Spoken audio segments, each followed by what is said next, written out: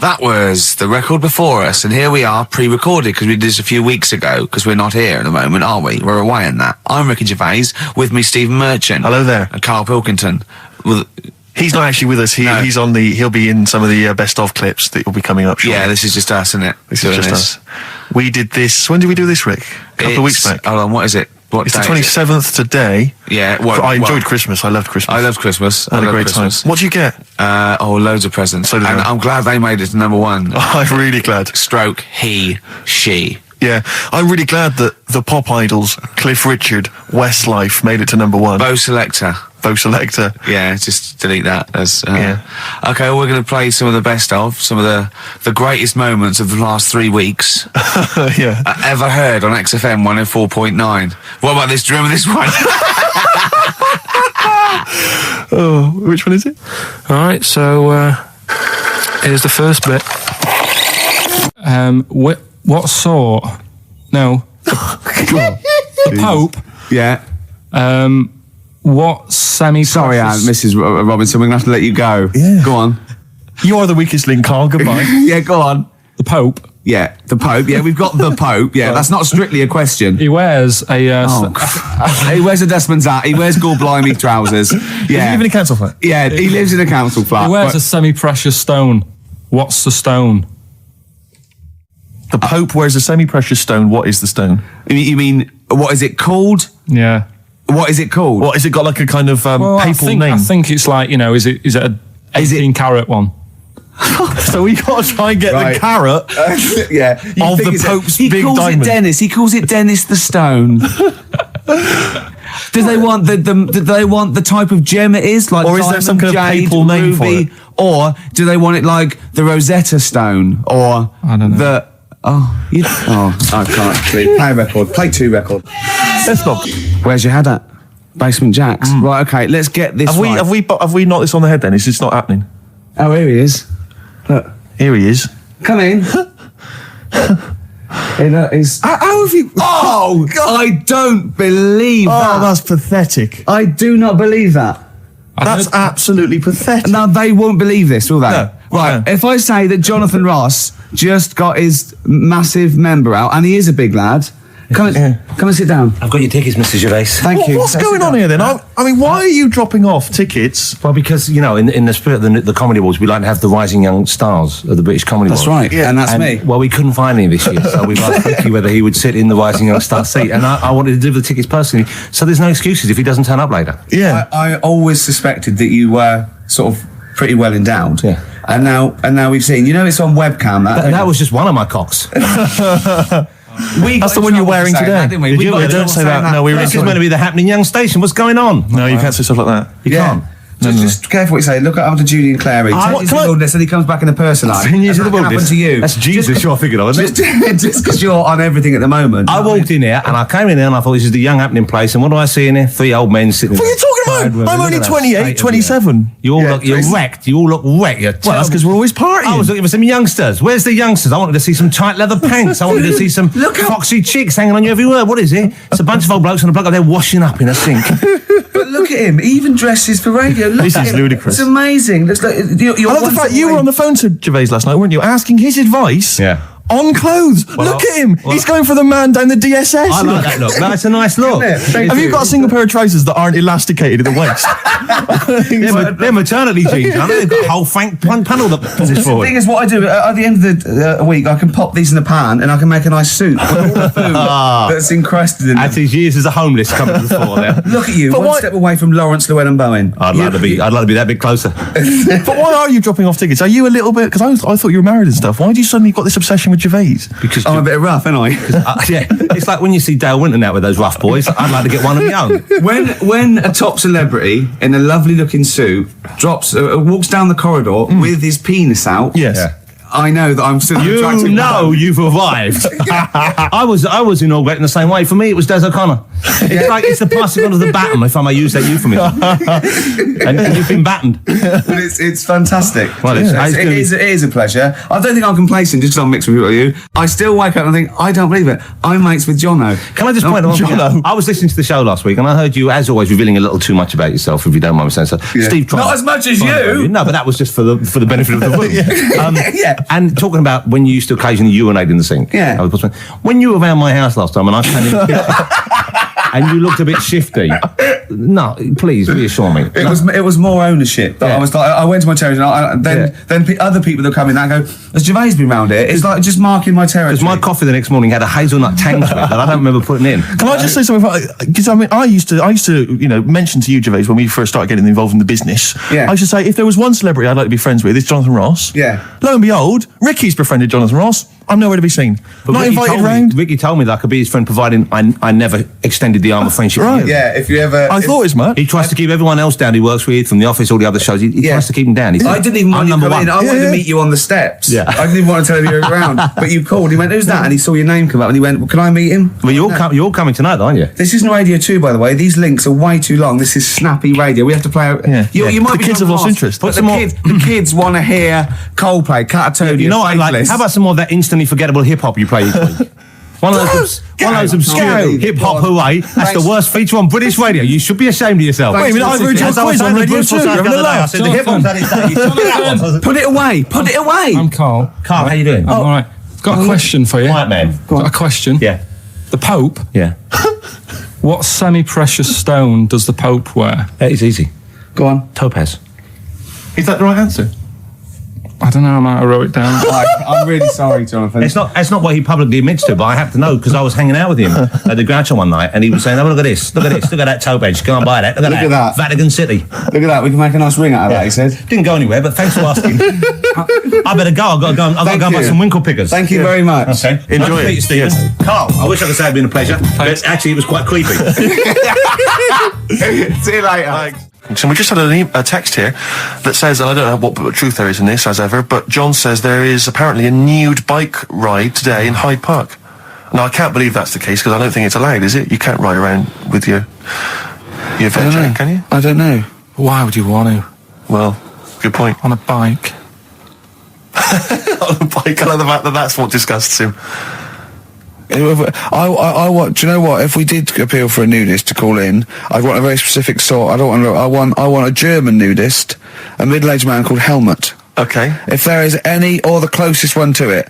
So I want a middle-aged man from Germany. If your name is Helmut, you're in. But I'll accept Hans.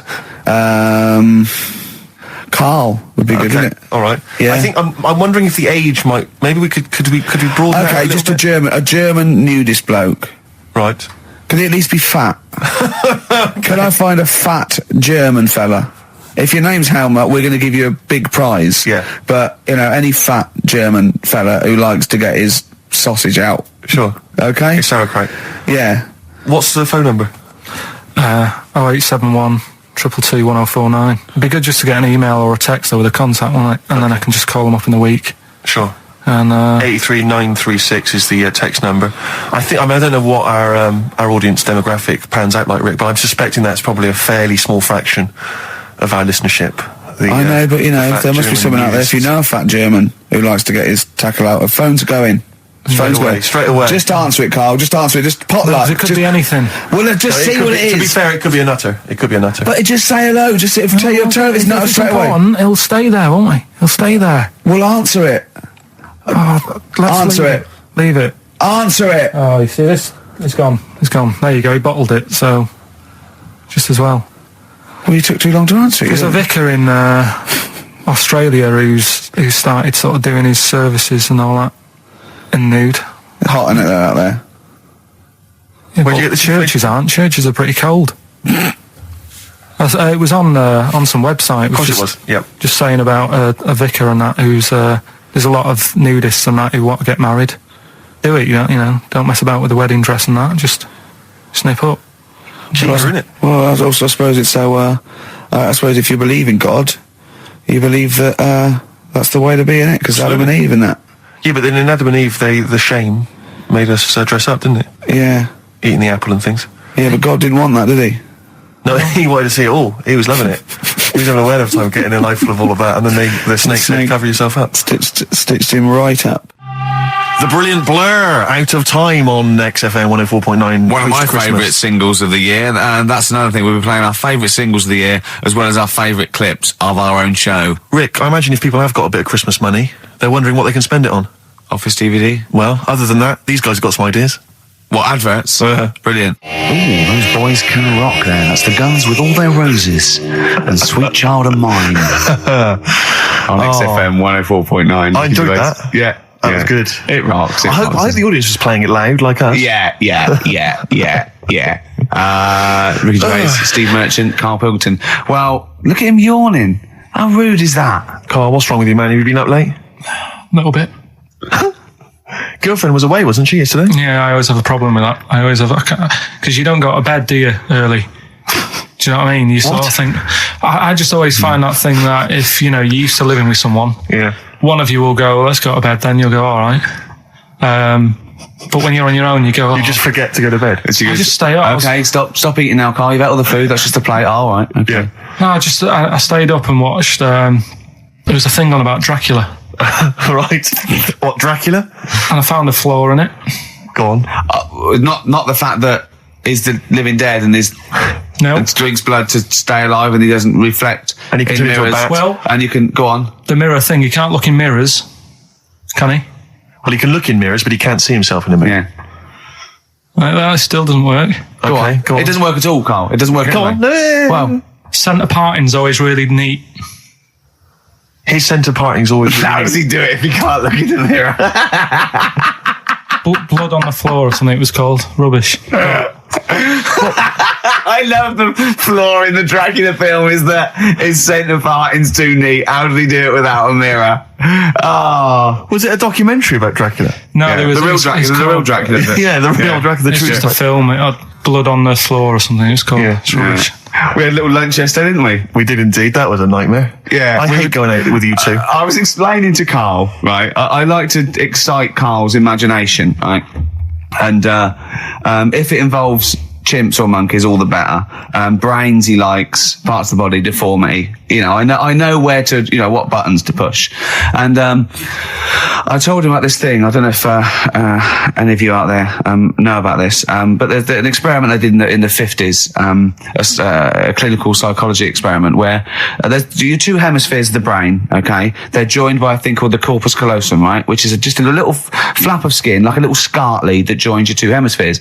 And what they did, they cut that in half, and they thought it was a cure for schizophrenia, but what it turned out to be, or epilepsy, I think, I can't remember, was that your two sides of your brains didn't function together. You couldn't get information. I was telling Carl all this thing, and one of the things I told him was that they did it on a monkey, and it fought itself over a nut. Like its right arm was connected, by its left lobe of the brain, and it was fighting over itself. And Carl went, instead of thinking this is amazing experiment, he went, would it have been happy if you'd given it two nuts? Yeah, I know. Well, you started off by explaining it, and I remember you mentioned, because I was watching the two of you as you were describing it to me, you said, of course, one side of the brain deals with symbolism, and as you said the word symbolism, I noticed Carl drift away from looking at you, pick up his mobile phone, and start pressing buttons randomly. And I thought it was the word symbolism that got him. And I noticed it took you just a moment longer. And I think the first thing you said was, when did I lose you? Yeah, I knew I'd lost him. It's extraordinary. And he doesn't even try to disguise I said nomenclature at one point as well. Right, yeah. And I knew I was dicey with death there. Yeah. But I told you tried to look it up, didn't you, on the web? You didn't find anything about it, did you? The spelling of it's what is it again? What's the word? Corpus callosum. Yeah, so I couldn't do it. No, it's a point. Yeah. Don't bother. Give up. Don't bother. So if anyone knows any interesting facts about that but yours hasn't been cut in half, has it, Carl? That would again might explain something. I'll tell you what we will be talking about later. I don't know if you're sort of aware of them, Steve. Go on. Bonobos. Oh, I don't know much about bonobos. I told him about he was looking for stuff. I said put in bonobo. He was having no luck with chimp. And they're a form of chimpanzee, but they're even closer to us, evolutionarily speaking. They've got their social groups are more like ours. They're more intelligent, and he was loving it, weren't you? So is it human bonobo Carl? Is that how it works on the evolutionary ladder? Chimp Carl. Yeah. Talking about So we're talking about bonobos. You're excited about that? Yeah, That's coming up in Monkey News? No, I think it's a bit of a monkey bonus. Because my auntie Nora, she same thing, pumped her with loads of drugs. She used to have a cabinet next to the bed is like boots. She's got loads of stuff, right, for all sorts of stuff. And I mean, she's not that old, but she's on loads of stuff, right? She's a bit coked up, is she? She called up my mum once. And, yeah, you told us this. Go on, tell it again. And she said, "Oh, how are you doing?" And that. She said, "All right." Bit worried though. My mum said, "Wow, what's up?" She said, "I've been breaking wind." So she goes, "Well, you know." She says, "No, but this one is going on and on and on." And she was like, she was like, what do you say? What's like passing wind, farting for 5 minutes. one thing, not like, you know, trumping and then nothing. Yeah. Continuous drone of a fart. Yeah. I don't think she had. How big was she? She must be the size of a barn. No, she's not that big. She's good for her age. No, but I mean, quite slim. No, but fighting for 5 minutes. Where's all the gas? Was she circular breathing? Was she sucking it in with her mouth? It was just, I don't know that much about it. But she called up my mum. About 2.5 minutes in. Could you hear it in the background? 2.5 minutes in! 2.5 minutes in, she called my mum up, and it went on for a further 2.5 minutes. Oh. And she just stayed on the phone, did she? Where was going? Well, can you hear that? Well, yeah. Did she hold the phone next to her arse? Listen to that. She was off the ground. Trying to work a tune down. she was actually hovering. She was 4 foot off the ground when they found her. The ambulance men. The cat's dead. Don't light a match. Don't light that cigarette. Yeah, it's like that advert. The kids come home from school, switch on the light. Yeah. Then they see Granny hovering. Turn the light on. Be careful if you have an elderly woman at home. Yeah. Drugs make you fart. So that's what I'm saying, you know, just let these people... What are you saying? No, what are you saying? I'm saying let people enjoy the life they've got left. No, you're not. You're saying don't put them in hospital, leave them at home to die. No, I'm not. Give them a Rubik's Cube and let them die. That's what you're saying. Yeah, I'll tell you something now, right? Steve, I'll tell you something. I didn't want to do it because it brings the show down, but she did die. Who, the blue-handed lady? Yeah. How do you know? Because I said to my dad, how's the woman next door? She said, oh, she went last night. They've got an old fella in there now. God. So, there you go. So, wouldn't it have been better to leave her at home where her friends and family can call and speak to her, even nip that round if they want, you know, with a cat, I imagine. No, it's definitely a cat now. What was that cat's called, do you imagine? Probably, I'm seeing like a big ginger one, so I don't know, something like, I don't know, maybe ginger or whatever. Maybe I had a budgie. But that's what I'm saying, just let them enjoy this life, because dying in hospital, I wouldn't like to do it. If I went to the doctors and they said, you haven't got long life left, I'd say, well, I'll stay at home. Yeah. And that's the point I'm getting at. Yeah. Right? If you can't do anything for them, let them enjoy their life. Yeah, a Rubik's Cube. Right. Well, I remember, I think all kids go through a phase of shoplifting. Well. And when I was going through it, I used to just little things, just like magic markers and magazines, Mars bars, that sort of thing. Yeah. And one day, right, that my mate, Anthony, his mum called up my mum and said, I've got to meet up with you. I've got to have a word with you. And she said, what about? She said, I don't want to talk about it over the phone. So she goes, oh, right. Well, yeah, come round tonight then. So anyway, my mum sees me. She doesn't want to be in an awkward position and, like, be a bit embarrassed and what have you. So she sees me and she goes, right, Anthony's mum's coming round. What have you been doing? Yeah. So I go, oh, God. I said, I've been nicking stuff. So she goes, like, what? So, not big stuff. I've had a few calculators and Mars bars and stuff. how many? I'll just work it out. Hold on. Works out at 7.2 per day. So, how many calculators do you need? So, anyway, so it was when that phase. You failed maths. Everyone wanted a calculator. It was like a trendy thing, wasn't it? Right. Oh, yeah. In Manchester a couple of years ago, yeah. So anyway, so I told her all this and I confessed to, like, Computers will make it there one day. I confessed to There's magic in the back of battery. Go on. confessed to nicking all this stuff. She comes round. She only wanted to borrow some money. Brilliant. She said, oh, I don't like asking. I was a bit embarrassed to ask you over the phone, but can I borrow 20 quid? Oh, that's fantastic. And there's me. That's great. I did similar sort of thing to yours. And did you? And he went, hold on, I'm going to work out the interest on that. I bank 10%. She'll owe you £4.40. Yeah. Oh, so your mum was a loan shark. yeah. And did she mention? She went, I just stuff with that other? Because what I'm saying is, presumably you got your mate in trouble. No. Right, you didn't. That's great. Anyway, should we have some more music? Because we've been waiting for hours. What are you going to play, Carl?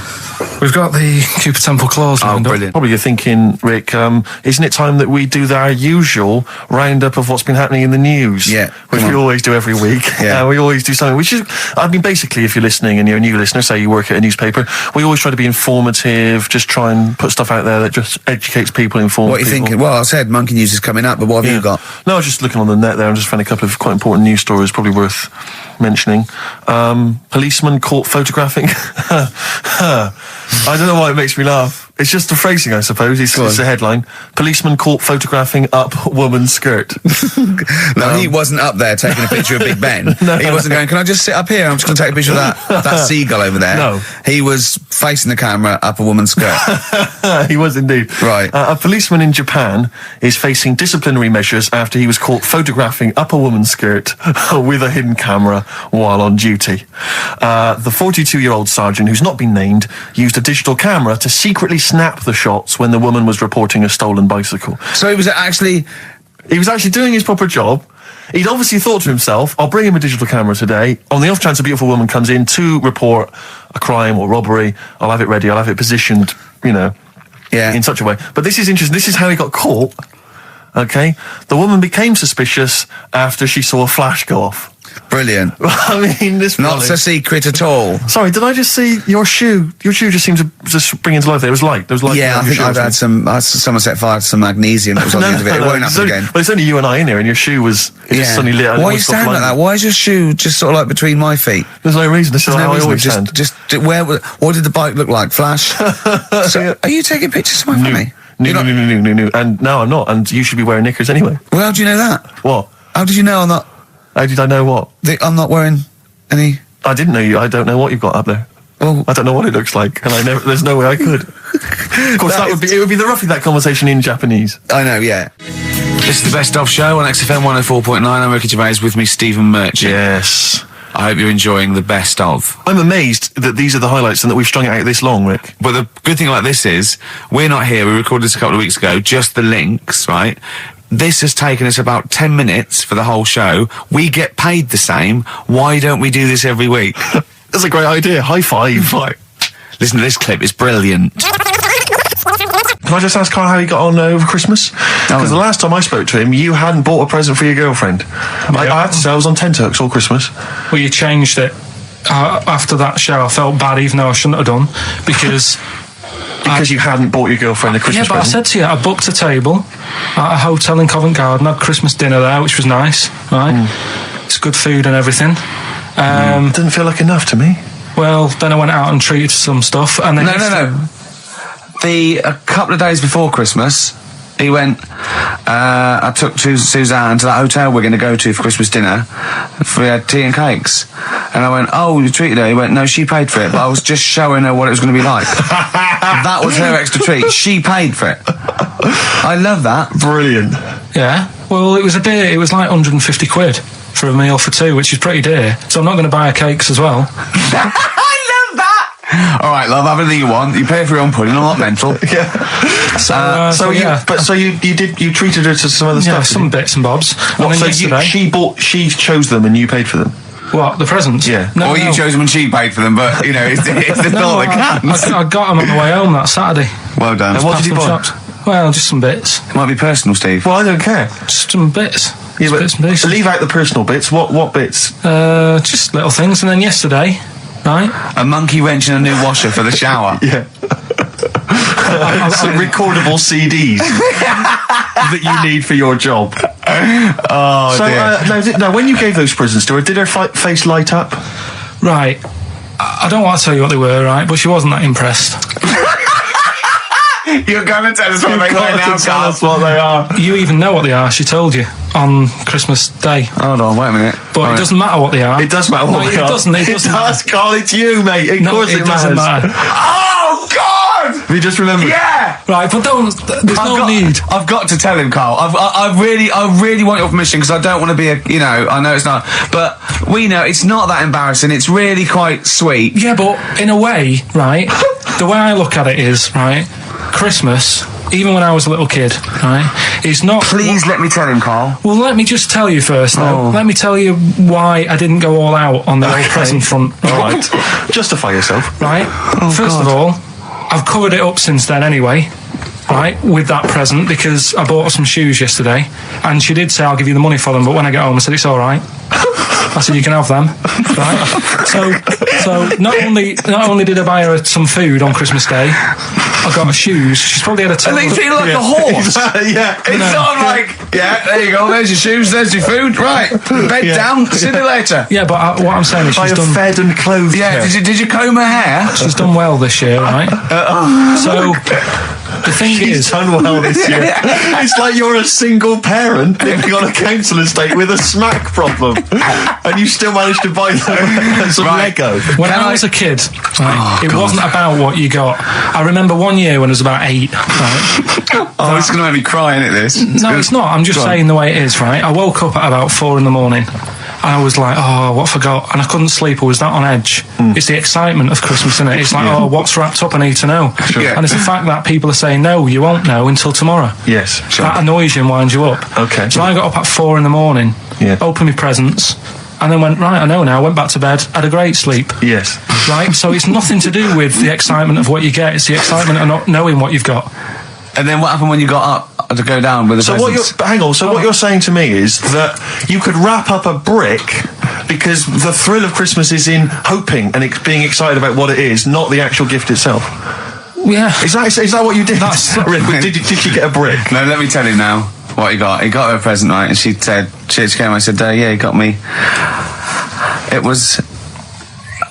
was an industrial-sized packet of condoms.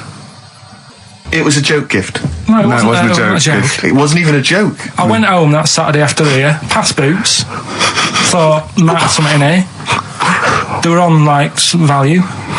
Right, you passed the Were makeup. they used? The makeup. You passed all the other... Passed the makeup, stuff. passed the lovely vanity cases. Yeah, the foot spas. Exactly. Yeah. Hold on. How much are these, love? For 100? Yeah. $4.99. Yeah. Do I get them reduced if I buy in bulk?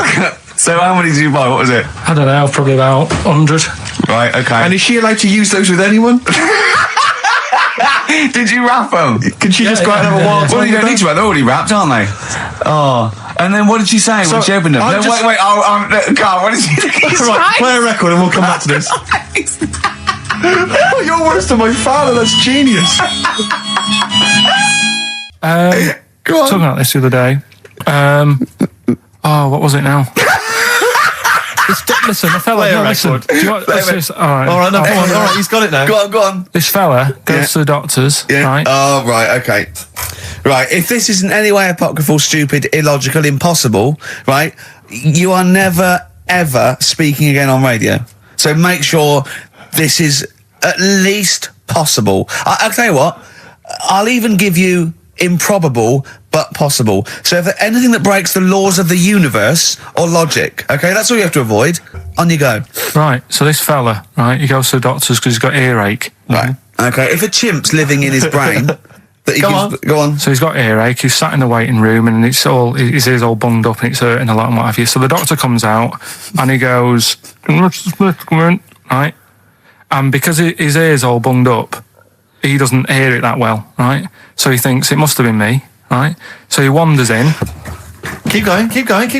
Anyway, I'm going to hate this. I can just feel it in my bones. Steve, I'm going to let you take over. Okay, let's hear it. Come on. The doctor says, sit yourself down there, right? So he sits himself down. He goes, right, take your pants off, right? So he's thinking, that's a bit odd. Anyway, he heard that though. He apparently he took his tackle off. The doctor did some operation. What, there in the waiting room? No, in his office. In his office, yeah. What? Wait. So he removed what? His genitals? Yeah. In his office. Why, Carl? Because he hadn't called him in. Oh, he'd called in the bloke who wanted his testicles taken off, and he didn't do it. What? So the doctor went out and said, Mr. Jones, who's here to whip off your cock and balls just here and now, right?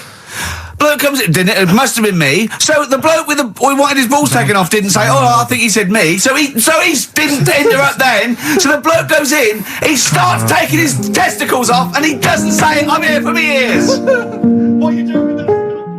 Right, there was this. This is what it's like about getting presents and stuff, right? With my mum and dad. Go on. My mate Colin, right? Colin Bacon? No, Colin Bailey. Oh, right? yeah. He had a little Sinclair Spectrum, right? Yeah. Computer, which was like the thing to have at that yeah, time, yeah, right? yeah. You used to always go round to his house. The deal was Not the one you had to play through the window because you weren't allowed. no, that's another lad. Oh, right? yeah. This is a different lad, and the deal was he came to our house and my mum gave him a pie. And then I'd go round to his, and I'd stay there for a few hours playing, Hungry Horace and stuff like that on it. Sure. Right? Now, my mum and dad knew that I really wanted one of these computers, right? So I waited about a year. Came round to Christmas Day. I thought, I reckon might have one. Turned out they bought me the wrong one. They bought me a ZX81 instead of a Spectrum, right?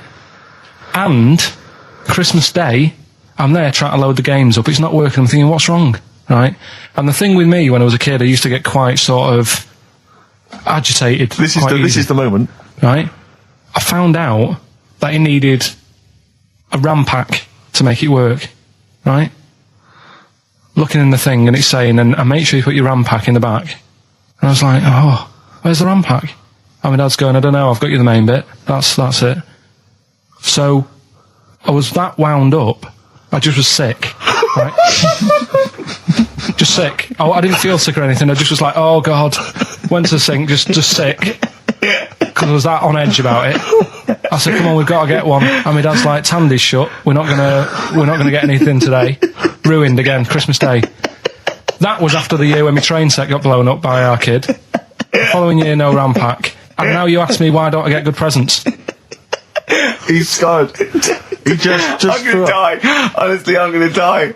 He's just screaming sick. Yeah. There's no RAM pack. What?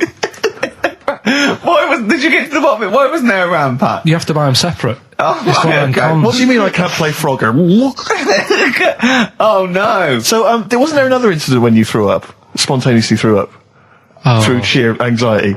I do get it. It's not so much now because I've relaxed a bit, but as a kid I used to be quite on edge all the time with certain things. Do you think that's what happened to your The cat wind. that kept being sick? That it didn't get the food it wanted? And it just threw up? Do you remember that? Yeah. God, so they shaved it. Ricky Gervais with me, Steve and Carl. Carl, why have you got a headache?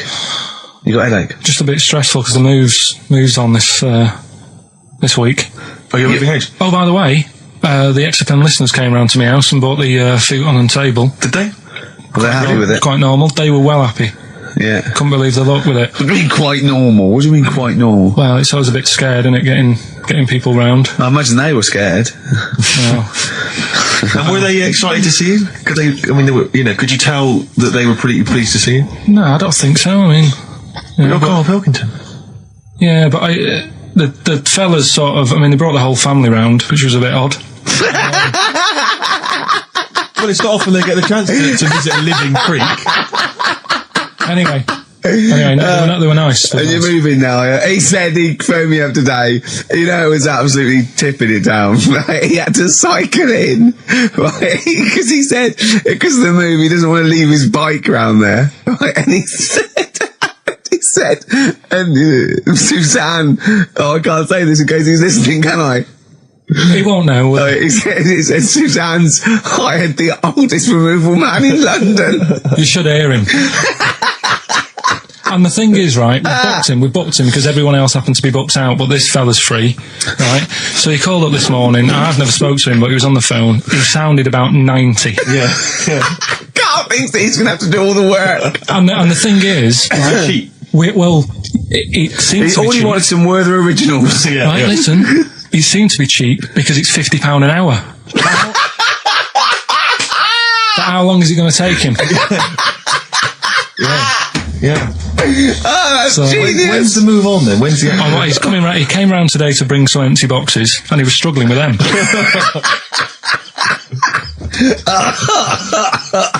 So it actually happens on Wednesday. Oh, God. Anyway, so So let me say you were laughing and almost had a heart attack. Doesn't bode well for the boxing match, does it? Cough at the moment, ain't I? I've had my Lemsip. This is the Best Of Show on XFM 104.9. I'm Ricky Gervais, with me, Stephen Merchant. Yes. I hope you're enjoying the Best Of. Do you know what a fable is? I've got a rough idea. Okay, it's a thing that uses sort of metaphor, analogy, just to explain sort of morals. I mean, they're very, very old for a start, and it's all. I'll give you an example of one. A quick one. Oh, the one about the dog with two bones. He goes to a dog's got a bone. He sees a reflection in the lake, and he thinks, "Oh, that dog's got a nice bone. I'll have that." And as he goes to get that one in the reflection, he drops the one he's got, and that's one about I think I was told one when I was younger. Go on. I think it was one. This young lad, he's got a dog, right, and he sort of is about 8 years old, and this dog, he's had it since he was about 4, and it's a bit tired now, and he chucks sticks for it, and he doesn't go for it, and he's saying to his mum, "Oh, I want a new dog because this one's useless. It doesn't do what it doesn't have any fun with me." So they say, "Oh no, but Rover's a good little dog. You should look after it." And he's like, "Oh, I don't like it. I want a new one." So they buy him a new puppy, and it's running around, yapping about, and he's loving it, and he's playing around with it in the grass. And then one day he goes to the park and he's messing about and rolling about with it, and he falls into the lake, right? And the little puppy's like yapping at him, and he's going, help me, the little dog's yapping. And then the old dog comes and gets his collar, and it pulls him out of the lake, and he goes, "Oh God, why did I forget about you? You're the better dog." And he loved that one again rather than the puppy. I got a feeling that was Lassie. Well, yeah, that was an episode of Lassie. What's the moral? What's the moral there, Carl? What's that telling? What's that explaining through analogy? Sort of, don't forget the old. Look after old people. I remember there was one I heard once about a young boy who got trapped in a lake inside a cage. But he loved his trainers so much he wasn't going to get them wet. But even though he had to get out there, and even though he thought that was the important thing because it's material value, he actually drowned, and the trainers were no good to him then. Got some new ideas for you. Go on. Well, they've all been blinders in the past. Go on. Did you do any competitions when I was away? Did we? I think we did, didn't we? Did we give away a DVD? Did we? Yeah, we did. Yeah, go on. Yeah, right. Go on. Anyway. Well, I thought some... This isn't like radio, is it, as we know it? This is just people talking. If the mic's on, it's luck. Yeah. If anyone's listening, I've no idea what they think of this show. It's not a show. Not in the traditional sense. No. Okay, then you're going to change with that, Carl. Because a show suggests a certain form of presentation. Yeah. A certain pride. And when we do present dare I say it, some planning. Yeah, and when we do, it's ruined by him pressing the wrong button. Yeah, but I've got some planning here. Go on then. Quizzes. What I did was when I was on holiday. Yeah. Right. You said come up with a new idea, right? So the best way of coming up with ideas is sort of thinking, sort of nicking a TV show name and then twisting it a bit. Yeah. So. Or just rip off Simon Mayo's idea completely. That's good advice for anyone out there. I didn't. Yeah. If you're interested in ideas. Carl is presently running a course writing for TV. And that's the lesson 1, isn't it? Just rip something else off. Just do it and change the title slightly. Yeah. Well, go on. This one I haven't really got. I don't know what to do on the game, but I'm thinking strike it, Ricky.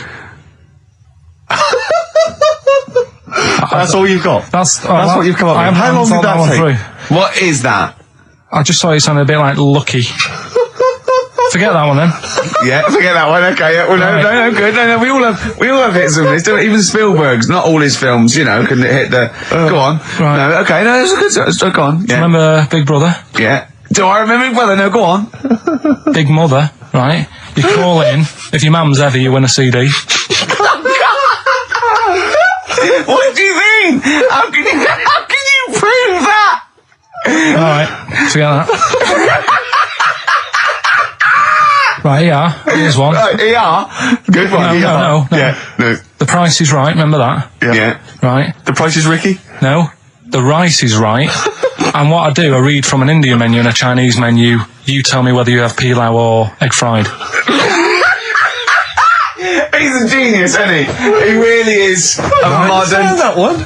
Go on then. Let's go into this one. Let's not cross this off right away. Go on then. What you read from what? Well, I'll get a couple of menus from like an Indian and a Chinese takeaway. Yeah. And I'll go like,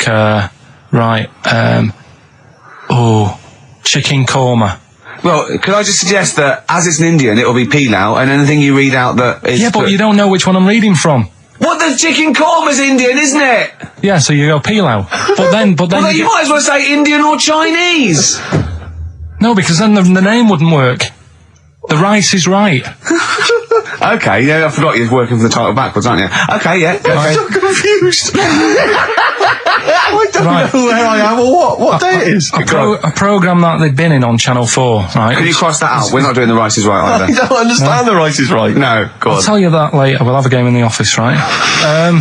A game that they've been in on Channel 4, but has got really big viewing figures. Well, obviously not. Right. Or they wouldn't be binning it. Go on. Do you know 15 to 1? Yeah. They're getting rid of that, right? Are they? I'm thinking 15 Taiwan. Get some items that are made in Taiwan, right? Get 15 items, and I say what they are, and then you go, oh, I bet it's the vase. Or something. That's the one that's made in Taiwan. Yeah. Just explain that again very quickly. No, don't go. Cross it out. Forget that. Cross it out. 15 Taiwan. Tell you a job I don't like. What? I wouldn't want to be doing. The woman, there's a little woman who sits in the little snack stall on Finchley Road. Yeah. And I don't know how to describe it really. She is surrounded by snacks. She can't move for snacks. It's Does it look like American Beauty, but with different... not dissimilar to that. Yeah. It's a little hut on the station. And it's like, if you go to the seaside, you can put your head through one of those cardboard cutouts and it looks like you're a big fat person or whatever, and you can have your photo taken. It's like an equivalent of that, but it's just snacks everywhere. She's got bananas up to her chin. She's got chocolate coming down to her eyes, crisps either side of her. She can't move. She can't do 360 degrees. She's like packed in there. I don't know how she gets in there. I think they put her in there first, and they put, pour in the bananas. Yeah. Then they go pour in the nuts. She has and 2 hours of makeup before they open, exactly, yeah. dressing her in there. Because I'll ask for something from the fridge, and she cannot turn her head to see. She has to go by feel alone, just to feel the fridge and get stuff out and pass it. And often I'll say, that's not what I wanted, but she can't. You've got to let her off. It's extraordinary. Dear. But there's no music playing. Does she There's have to nothing. sell her way out of it? Exactly. If it's a slow day, she's stuck there till the next day. Yeah, it's like a world-breaking attempt. Yeah. Carl, what job wouldn't you want to do? Well, any job. You're a lazy... You're joking, aren't you? I've done loads of stuff. I'm quite happy now doing what I'm doing. Yeah? You look happy. Trying to think. You sound happy. Yeah, I mean, calm down. You on drugs? I'm all right. Are you on happy E? before England have won and that. I'm happy for them. Yeah, go on, happy for them. I'm happy in that. Yeah, what do you mean happy for them? We are England. Happy for us. Yeah. I mean, we didn't play. I did very little towards it. No. It was mainly Johnny Wilkinson. Yeah, I and the barely other- contributed. Switching on the TV was about as much as I did. Exactly. And shouting, come on! Yeah. Talking about jobs and that, though, I was reading the other day about, rubbish jobs that people have had and I stuff. haven't got time when I'm at work, man. I just get on with it. I'm not squiddly diddly. Fingers in pies, different jobs. Go on. Do you know Ivor the Terrible? Ivan. He, His Russian. Yeah, that was the Welsh fella. Who was bloody awful, but not as bad as his Russian cousin, Ivan. Go on. he had a fella doing some work for him, right? This fella built his house. After it was done, right, the terrible fella was like, Fella Ivan. he was going, oh, it's brilliant, you've done a good job there. Yeah. I don't want you to build another one like that. Took his eyes out. Just stopped him making an house like that. Another one. Blimey. That's bad, isn't it? Why didn't he take away his trowel? Then he could have seen, but he couldn't have built a house without a trowel. You can't build a house without a trowel. Yeah. Makes you I think, suppose he probably later thought that once he'd been nicknamed Ivan the Terrible. Yeah. He Good, thought, why? Because you gouge people's eyes out. Yeah, but I didn't want to build another house. I know, but Take his trowel away. What would I have been then? Ivan the crafty at most. exactly, yeah. Ivan the jealous, Ivan the spoilt brat. But Yeah. Ivan, gouge someone's terrible, eyes. it's That bad. is bloody terrible. I'm surprised you're not called Ivan the... Do you know what I mean? Yeah, you're going to get on in history like with Vlad the Impaler. Yeah. He's mainly remembered for impaling people. Yeah, he did a lot of other stuff. Did a load of great charity But work he did. The Not impaling remembered. is the thing that's really Yeah. gone down in history. When were you reading about Ivan the Terrible? No, it's just or little Ivor the stories. Terrible is the thing you remembered from this informative article. No, it was just little bits like that. Talking about him, there was a thing about someone who worked for that fella who painted the ceiling. Sistine Chapel. Yeah, there was a thing. A woman who worked for him in his house, and I love how you assimilate information when it's just bordering on the academic, or just the interesting and true. It's wonderful. Ivor the Terrible gouged someone's eyes out because built him an house. That fella who painted that ceiling had a woman work for him. Imagine if you wrote that down in an essay. Imagine if you wrote that in a school essay.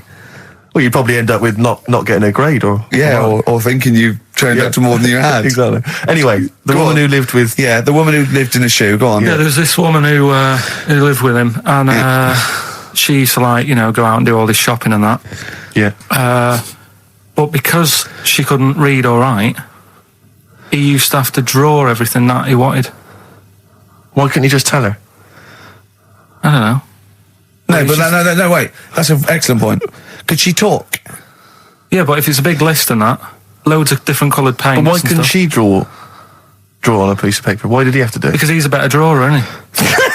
That's the point. That's it. We were just looking for the logic of the story. You found it. You've done it. Play a record. He's a better drawer.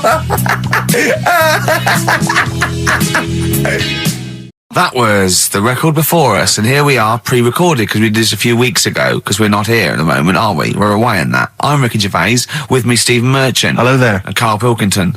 Well, he's not actually with us. He'll be in some of the best of clips that will be coming up shortly. Yeah, this is just us, isn't it? This is just us.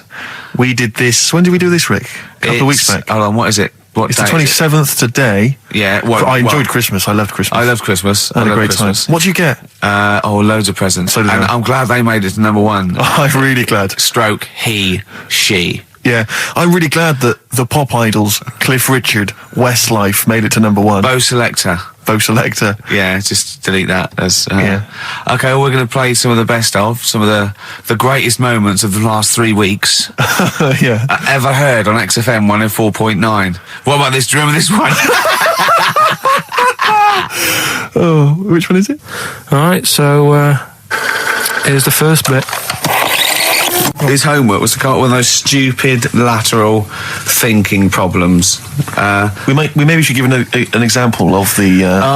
Romeo and Juliet. Right, Romeo's asleep on the bed, Juliet's on the floor, covered in water and broken glass. What happened?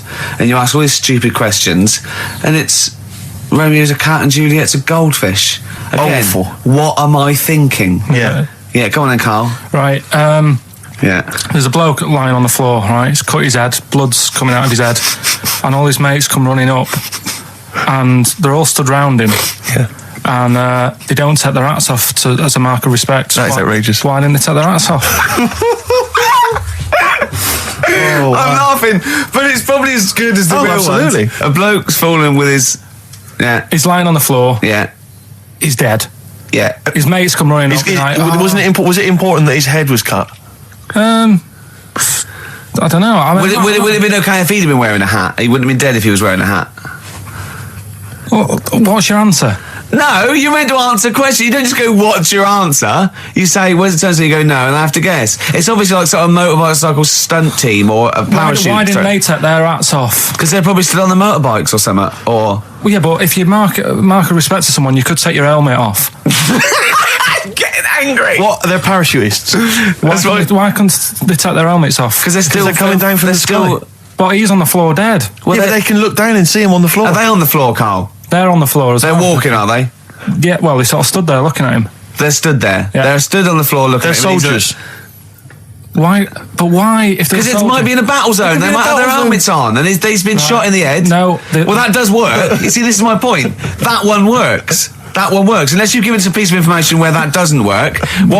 What's the difference? Why is yours different to he's been shot in the head in the trenches, and they're looking at him and they keep their helmets on? I just don't think it matters as much. If they're in the trench, they're already guarded a little bit, so they could take their hats off. It's the best mate, for God's sake. Okay, he's dwelling on this. Are they normal hats? What kind of hats are they? they? The answer. No, don't get ratty. What kind of hats are they? Baseball hats? If I told you what sort of hats they are, you'd have the answer. Wow. Okay, I've got to guess what sort of a hat it is then, have I? Right. Is it a trilby? No. Is it a bowler? I know what it is. What? They're spacemen. No. Oh, that's a good that one. That one works as well. This is my point. I like that one a lot. It works. He's fallen on the moon, and not that the moon happened. It was set up, wasn't it, in the studio? We know that. Yeah. Okay, Karl. What's your answer? Builders on a building site. Why is that different to soldiers? Because bricks don't fall in wars. But bullets fly! Right. Let's play a record and we'll come back to it, Carl, while you think about what you've done. Oh, yeah. You've embarrassed Let's play some yourself. classic Suede. Yeah, and this is for David and Kieran, I think, who wanted a bit of Butler. What do you make of the first genetically modified baby? Oh. Are you worried about this? Do you know what did they do? What? Let me see what it says here. It Well, says, isn't it just choosing the, eye colour? Well, this is the concern, isn't it? That in the future you'll be able to decide whether it's a boy or a girl, how intelligent it is, what it looks like, is it handsome, is it ugly? Obviously, no one will choose an ugly baby, and so on and so on and so on. And so it means that where will it lead? Where will it end, Carl? Are you concerned? I've thought about this a lot. What will us three look like in the future if they're being, genetically modified beautiful people? What will we be like? How will we be considered in society? True, yeah. But we've talked about this before, haven't we? About the cloning thing. Yeah, that's a bit weird. Yeah. But I don't think it matters, because at the end of the day, right, you might look like some other kid, but it's the way you've brought up that will change your features and the way you are, your personality. If you lie, you get a long nose, don't you? Well, no, but listen, right, because I remember when we, I was growing up on this estate. This is going to be good. Go on. No, it's not. It's just an example of how this doesn't work. Go on. So we don't need to worry, sort of thing. Sure. Right? Okay. So I'm growing up on this estate, and there was this woman about 4 houses down, right, who's a bit rough. All right. Didn't fancy her. Oh God, no. Right, but she had a baby. Well, tell me about her first. I'm interested in this woman. What was she? It was a very. Was it like being a man in a dress? I mean, I didn't grow up in a posh house or anything. I'm not saying that if you live in a bit of a rough house, you're a bad person. What did she look like? But anyone can Tattoos? clean up. Looked like Tony Green with a fag on. They didn't clean up much, right? Oh. Which, even if you've not got a lot of money, you can still try and make the place look nice. Yeah. Right? But she didn't, and a kid used to take a horse into the house. Sorry. Whoa, Neddy. What do you mean a kid used to take a horse into the house? Where did he get a horse? Must have nicked it from somewhere. Must have done. You've seen a horse in it? No. What, is that from outside the saloon round the corner? Yeah, was it just tied up with a bit of leather? Right? Oh, that's great. Big Jake, I'm looking for it. I'd been out. Oh. So let me get this. This was before the lynching stopped or after. Where did he get a horse from? What do you mean he must have nicked it? His mum said, where'd you get that from? I bought it. All right then, but keep it out of the kitchen. I don't want you going Catlin rustling. Where did he get a horse from, Carl? And how long did he have it for? Was he leading it or riding it? Mum, open the door, I can't stop. I can't stop it. Open the patio door as well. Looks like we got us a runaway. What do you mean? I don't know, but the thing is, they couldn't afford to buy one because they're not cheap. So I'm just guessing. Maybe that's wrong of me. But I think... He had a horse? Yeah, right. So that's why the family didn't have any money. They'd spend it on the horse. No, I don't think, that's what I'm saying. I don't think they would have bought it. So anyway... Yeah, it's wise to whisper, Carl, in case they're listening. Yeah. And they could be in the room next door. It's not buying it, it's keeping it as well. Oh. So I was like in the car with my dad coming into the avenue, and you used to have to drive down it to turn round. And sort of go back to our house. You had the traditional method of transport. Yeah. And the horse was in the lounge. Reading a paper. Just like walking around. Oh God! What? And when I was doing, I tried to earn myself some money once by flogging little flowers in plastic cups. What? This is genius. It just keeps coming. What do you mean you're trying to flog little flowers? What do you mean? Wait. Let's play a record. Let's play a record and come back to this. This story's going to just unravel and unravel. It's going to go on for hours. Let's play a track, deeper Carl. and deeper. It's like an onion, isn't it? We've created a whole world here where there's a man living with a horse. Just walking around the lounge. I come from the West Country. I've never heard anything like that. I just think of a big sort of like orange carpet, and it's got a rediffusion telly, and this horse going, I'm fed up in here. Exactly. This is really... I am not taking the rubbish out again. Yeah. Right, play a record. Let's have Velvet Underground. We've got that lined up. Oh, yeah, the classic from the first album. I'm waiting for the man. Let's come back to the horse in a second. Little flowers in pots. What do you mean?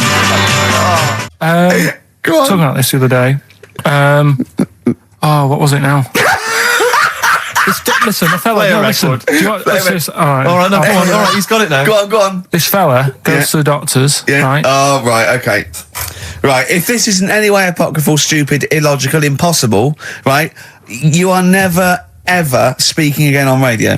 So make sure this is at least possible. I'll tell you what, I'll even give you improbable, but possible. So if anything that breaks the laws of the universe or logic, okay, that's all you have to avoid. On you go. Right, so this fella, right, he goes to the doctor's because he's got earache. Right. Okay, if a chimp's living in his brain... Go on. So he's got earache, he's sat in the waiting room and his ear's all bunged up and it's hurting a lot and what have you. So the doctor comes out and he goes, right? And because his ear's all bunged up, he doesn't hear it that well, right? So he thinks it must have been me, right? So he wanders in. Keep going. Anyway, I'm going to hate this. I can just feel it in my bones. Steve, I'm going to let you take over. Okay, let's hear it. So the doctor says, sit yourself down there, right? So he sits himself down. He goes, right, take your pants off, right? So he's thinking that's a bit odd. Anyway, he heard that though. He apparently he took his tackle off. The doctor did some operation. What, there in the waiting room? No, in his office. In his office, yeah. What? Wait. So he removed what? His genitals? Yeah. In his office. Why, Carl? Because he hadn't called him in. Oh, he'd called in the bloke who wanted his testicles taken off, and he didn't hear it. What?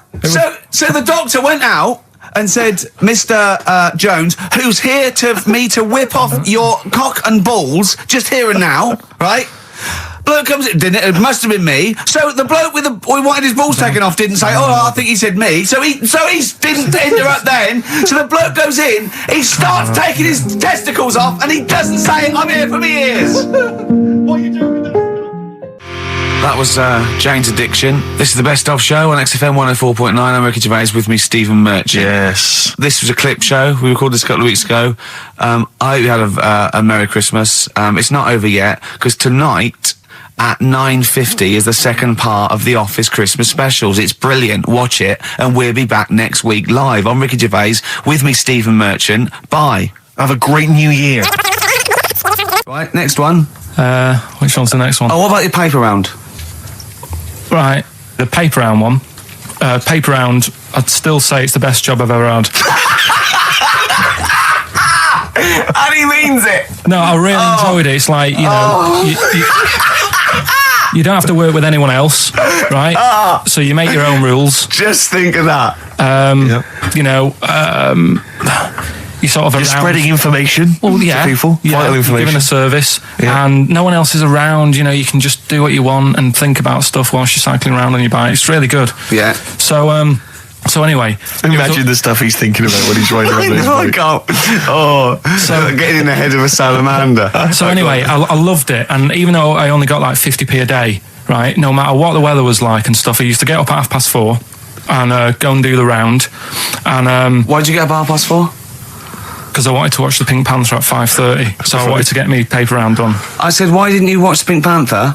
And then he went, I can't sit there thinking I've got my paper round to do. He'll ruin it for him. Yeah. So is it a good job or not? So 4:30 I was up and about, and this morning it was like winter, really bad winter, bad snow, freezing cold, really windy and all that. And my mum said to me before I went to bed, she said, don't be getting up tomorrow, I'll give you the 50p. I said, it's not about the 50p. So, people want the papers and stuff. So, conscientious. So anyway, I went to bed thinking, that's it. I've told her I'm still going, so, whatever. Go to sleep, get up in the morning, and put all my kit on. And I used to have layers of clothing on because it was really cold. I had like a big anorak on with the fur on. I had like waterproof pants, and I got my paper round bag. And I went downstairs to get out and tried to open the door, and it was locked. So she'd locked it, so I couldn't go out. So I'm searching around the house looking for the keys. She must have hid them somewhere. I thought, God, I've got the papers to do. So I thought, how can I get out? So I went upstairs, climbed out of the bathroom window. God. Right, and to try and jump out of the bathroom window onto the porch. But the problem was, I had so much gear on, I was like the Michelin Man. So I could hardly move as it is. Yeah. And I'm trying to get out the window, and I'm like, trying to stretch down like that, get my foot on the porch, and my bag got caught on like the hook of, like how you have a hook so you can put the window open. Right, yeah. The little arm goes on. My bag had got caught on that. I was holding onto the wall and my foot on the thing, so I couldn't sort of pull it away in case I pulled it away and then fell on my head. Yeah. So I'm stuck there. Dangling. My dad comes back from working nights. Yeah. He thinks I'm a burglar. Gets out his gun. So he's shouting and stuff, going mad and going, Dad, it's me.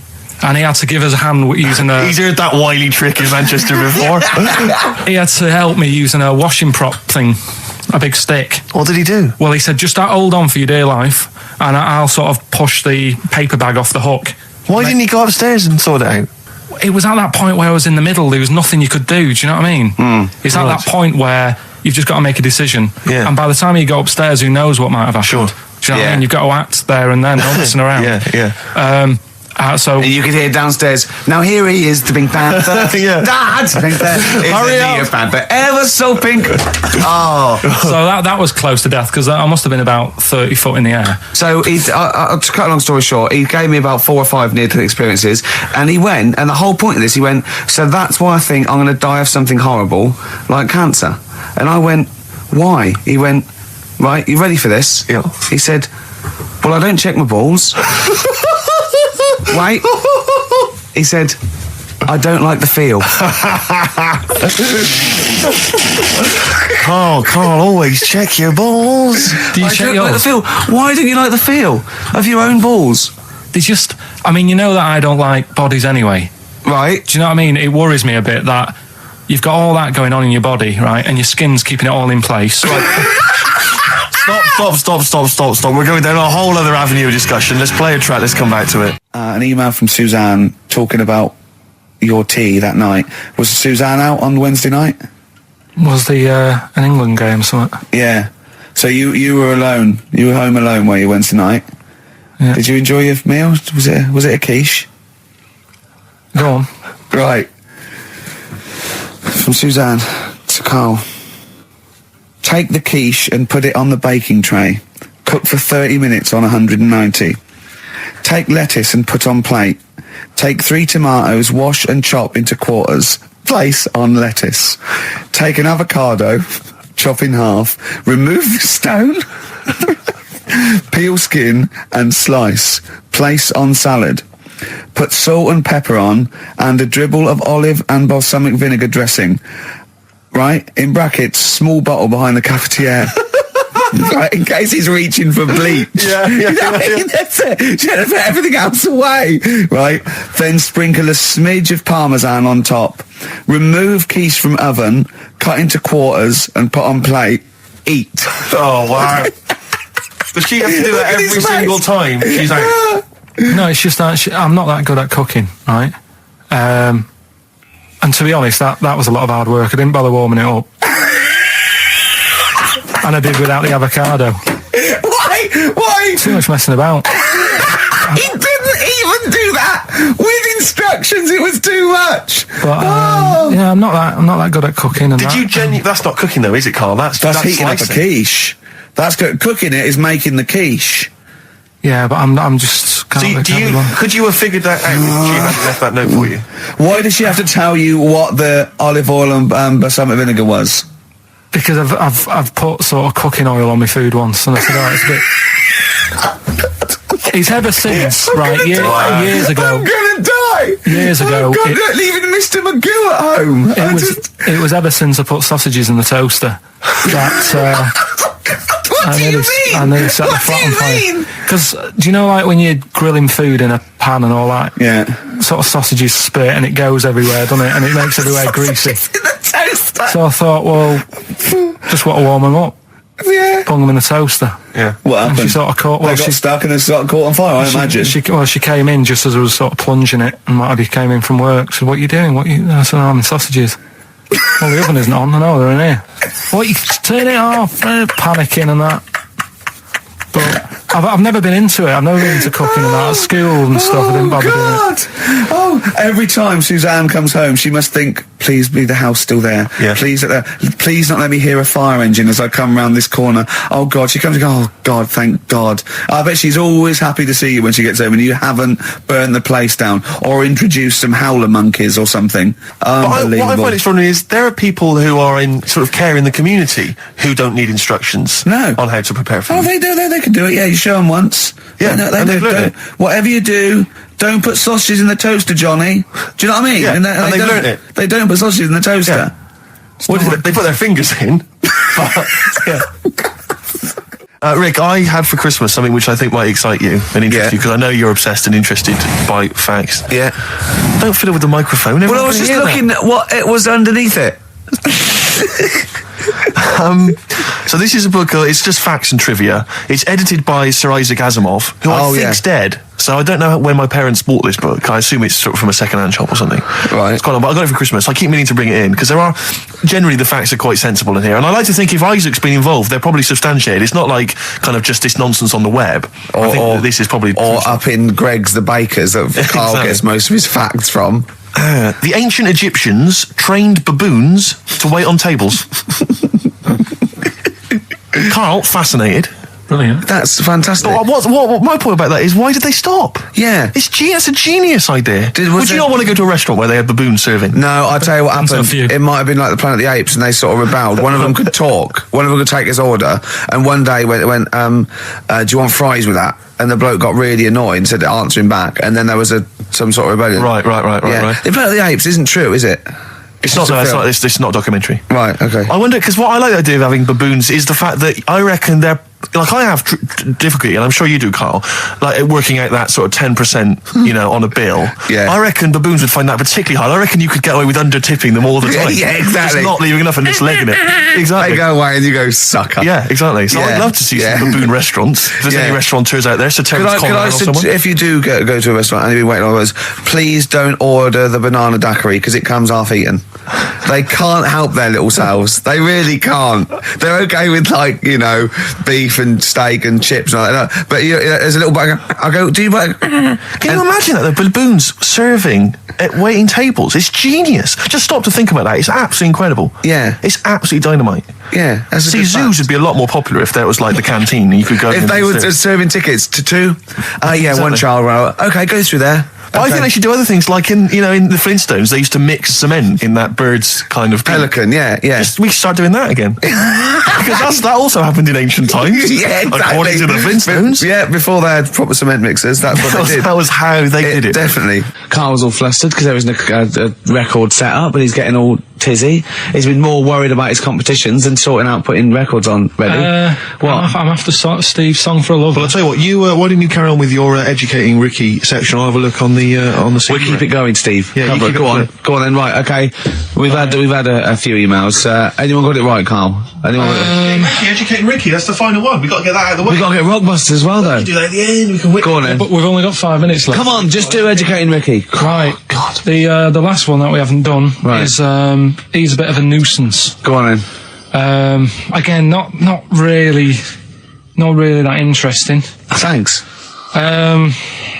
Telling you this one because come on, just honest, do it or do it now. Steve, how are we doing? Look, no, never mind that. Look, just tell me what that means.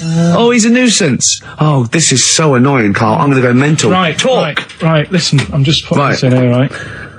Right, nuisance is a bit of a nuisance. Yeah. Apparently, the old fella who used to hang people. 1800s. Yeah. He used to be able to tell somebody's weight just by looking at them. Right? That's a bit of a bonus fact. We'll be the judge of that. The thing that I wanted to tell you is money for old rope. Do you know what I'm saying? I can't even be bothered. Yes, you're going to tell me now. Come on, Carl. Right, I mean it. Basically, money for old rope came from the... Right. What was all that about? You can tell someone's weight. What was that bonus for? fact. And blind blessed shitting himself. What are you... What? Look, no, tell me that now. You nearly made me swear then. I'm getting really annoyed. I'm getting really annoyed now. Tell me this back, Carl, or I'm going to go mental.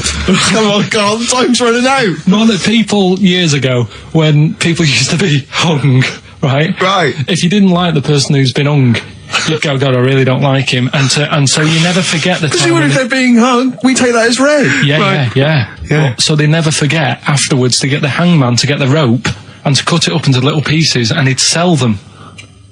He'd sell the little pieces of rope to people. See, Carl, that's the most interesting thing, if it's true, that you've come up with. Right, okay. And so so they sell the rope? They sell the rope, and it's money for old rope. Money for old rope? Meaning, like, God, it's easy to make money, that all they have to do is cut it up and sell it. I'm cynical. I'm not so convinced. Listen, we're really tight. We haven't even got time for a last track. We've got an ad break and we've got to give out. Okay, give the answers then. This is ridiculous. XFM 104.9 of a Saturday. Ricky Gervais with me, Steve Merchant. Hello there. But we're not here. No, we're away. So this is the best of, and I hope you're enjoying it.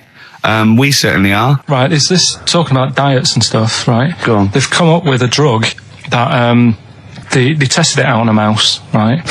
They said, it's a problem that weight is a big issue in the world, and, a lot of people are depressed, and that, probably like Rick Waller. Well, right? I'm depressed looking at Rick Waller. Well, Oh. I mean, you could sort out Rick by, Jono is an old man, he's got loads of money. He's not old. No, but he's getting on a bit, right? He's about No, but my hang on a age, minute. What I mean is he does his own shopping, right? So I bet it's Sorry. hard. What do you mean? Because he's like, how old is he? 35. Right? He's got loads of money. He does his own shopping. So when he goes to the supermarket and he passes, the sponge cake section, it must be tough when you've got loads of money to burn that you go, just one more. Yeah. One more. Look, we are getting close to libel here, I think. No. But I'm saying how it is because I've tried losing a little bit of weight. Have you? And it is difficult when you're in Waitrose and you see a little chocolate muffin and you think, well, one more and I'll do without. Do you like a little chocolate muffin now and again? Yeah, right. Is that your favourite thing? So the thing is, Let him finish his point. So the thing is, right, now with Rick, he lives at home with his mum. So why doesn't his mum just say, I'm going to buy less this week, and if you eat it all, you're not getting any more? Yeah. That's sort that Does out. he live with his mum? Sharp shot. I bet he does. So you don't actually know if this is true or not? No, but anyway, right, so this drug they've come up with... They've tested this on mice, haven't they? I'm worried if they haven't tested it on mice. Thank God for that. It's definitely been tested on mice. Definitely. They fed a mouse a load of cake. Yeah. Right? And it went a little bit chubby, and he said, right, stop a minute. And then they gave it this drug that makes you lose weight. Yeah. And its weight went down, but the only bad side effect was its eyes were popping out. Well, that seems to be fine then. Let's give it to Jono. There doesn't seem to be any problem. Richard gets on that. Yes, Struth, Doc, look at these. Oh, Jesus, Jono, your eyes are popping out. That happened to the mice. Sorry? That happened to the mice. But what do you mean? That's the option.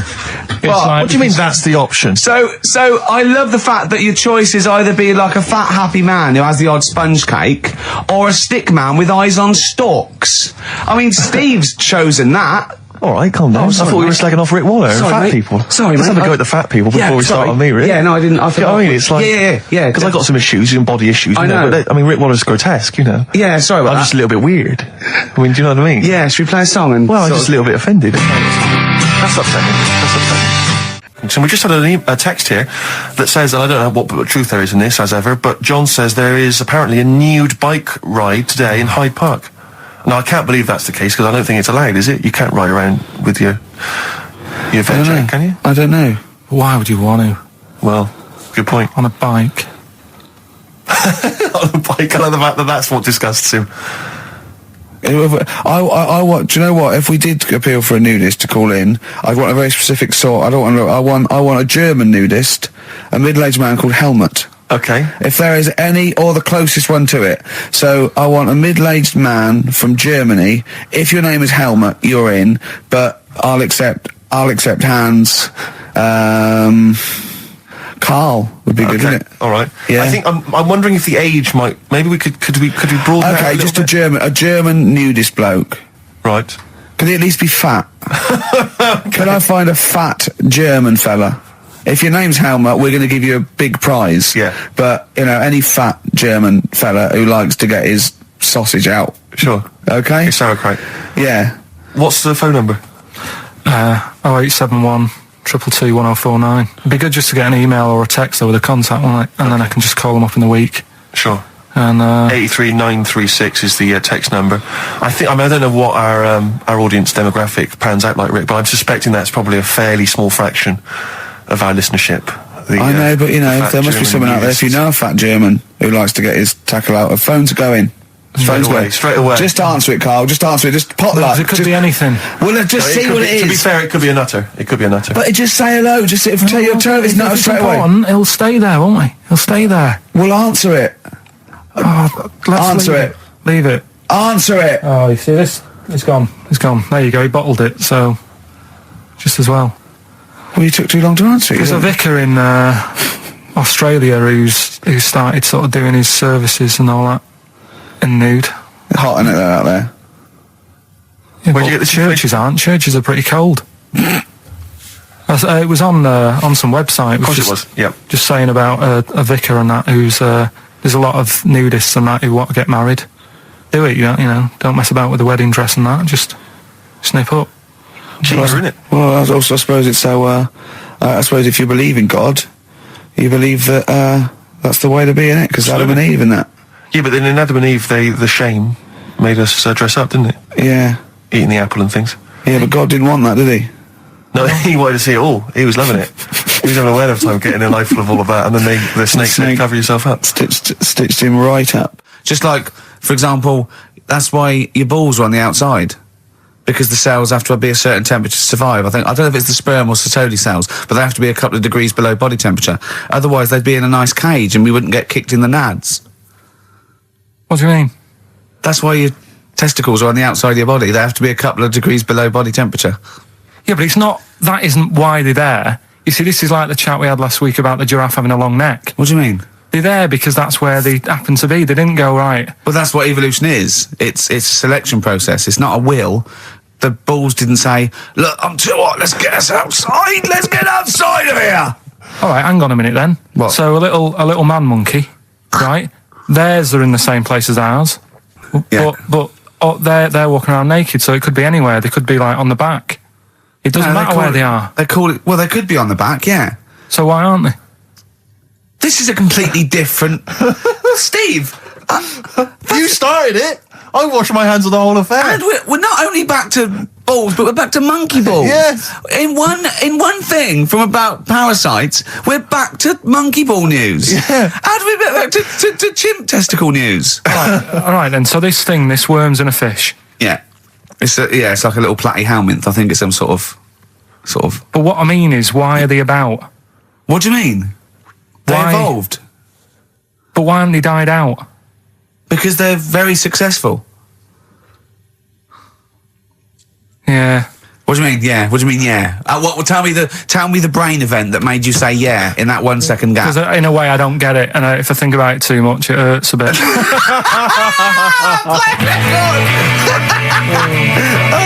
They've just been around for years, Carl. Yeah. Like Cliff Richard or something like that. Yeah.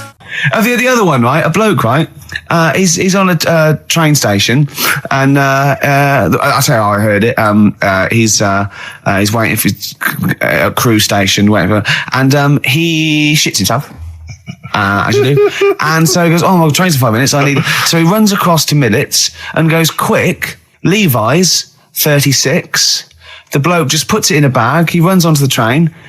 He goes into the toilet, takes his trousers and pants off. He's soiled. Yes. Throws them out of the window. I won't be needing those again. Cleans himself off. Open the bags. It's a jacket. Oh. No, he didn't happen, Carl. At what point did he go into it and go, quick, Levi's 36? And the bloke went, sorry, Levi's 36, what, a pair? No. Shall I wrap them? Them? It. Shall I wrap? Just wrap whatever it is. Do you want to look? No, I'm not looking when you're putting it in the bag, please. Right? 36 white stories. Don't say anything. I've told you 36 Levi's. They put it in a bag and charged me for it. Yeah. I don't want to discuss it further. Yeah. There was one. There we go. There was one about a woman whose husband died, and she had him cremated. Yeah.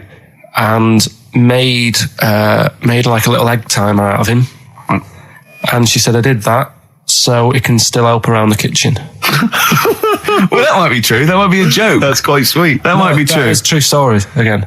It was all. No, not again, because the ones I just told weren't. Nor is the boiling the brains in a bag curry microwave. Head story true. Yeah. That's all. Right, that's Aqualung. Good times gonna come in it. Right, Carl, come on in, educating Ricky. So, don't let the cat out of the bag. That's where that comes from. Comes from a crafty butcher. Right, go on then. So the next little headline is Wash Up With You. Wash up with you. Go on. You want to know about that? Yes. It's a survey that they did. This week. They. Yeah. some university did some survey. Brilliant. Did a world test on washing up. Yeah. And each country were given 140 pots to clean. Brits were the quickest. Yeah. Turkey were the slowest at washing up. The Turks. It's not because the little fellas that work in the kitchens with no... Is it? They can't reach. Spain were the cleanest, and the Germans were pretty good as well. So... I don't know where to start with this. Honestly, Steve, I don't know where to start with that. Sorry, what was that? Wash up with you? That was it. But was that it? They survey of washing pots and pans. I didn't understand. You said Italy were the cleanest. No, Spain. No, Brits were the quickest. Yeah. We were the quickest, but Italy was the Spain was the cleanest. Turkey were the slowest. Yeah. Spain were the cleanest. But why weren't we clean then? Because we were washing up. Why were we not paying attention to the? We did it rubbish. We did it quick. We did it quickly, but I don't understand what it was being rated on. Who was doing it? Was it Lynette Newman or Ainsley Harriott? She's quick. Both of them are quick. Yeah. Well, they've got like kind of loads of slaves that do it for them. Did we use fairy liquid? Don't know. It didn't have. Did we use a whole bunch of Boy Scouts? Didn't say that. Just like said, it just said, that. Who had the softest hands? Who had the softest hands? So it didn't say. I didn't. Why is it we don't get notified that this is taking place? I don't know. When I was a kid, no one ever said, we need recruits because we're doing a survey on who can wash up the quickest. Are you disappointed in yourself with that one, Carl? It is pretty dull. To be fair, and that is why we've got to bring in either con merchant or a wine merchant or shut up at your face. Yeah. Would you be able to, if I put you on the spot in the next after the next record, would you be able to give an example of how con merchant would work? I mean, is there something you could do just sort of experiment? Should we play record? I can do better than that. What? Ads. Go on. Well, if you've just tuned in, it's XFM 104.9. You've got that bit right. Ricky Gervais Show with me, Stephen Merchant. Hello there. Carl is actually in a little booth. We're not in the studio, you see. This is pre-recorded. We recorded this last week because we're away.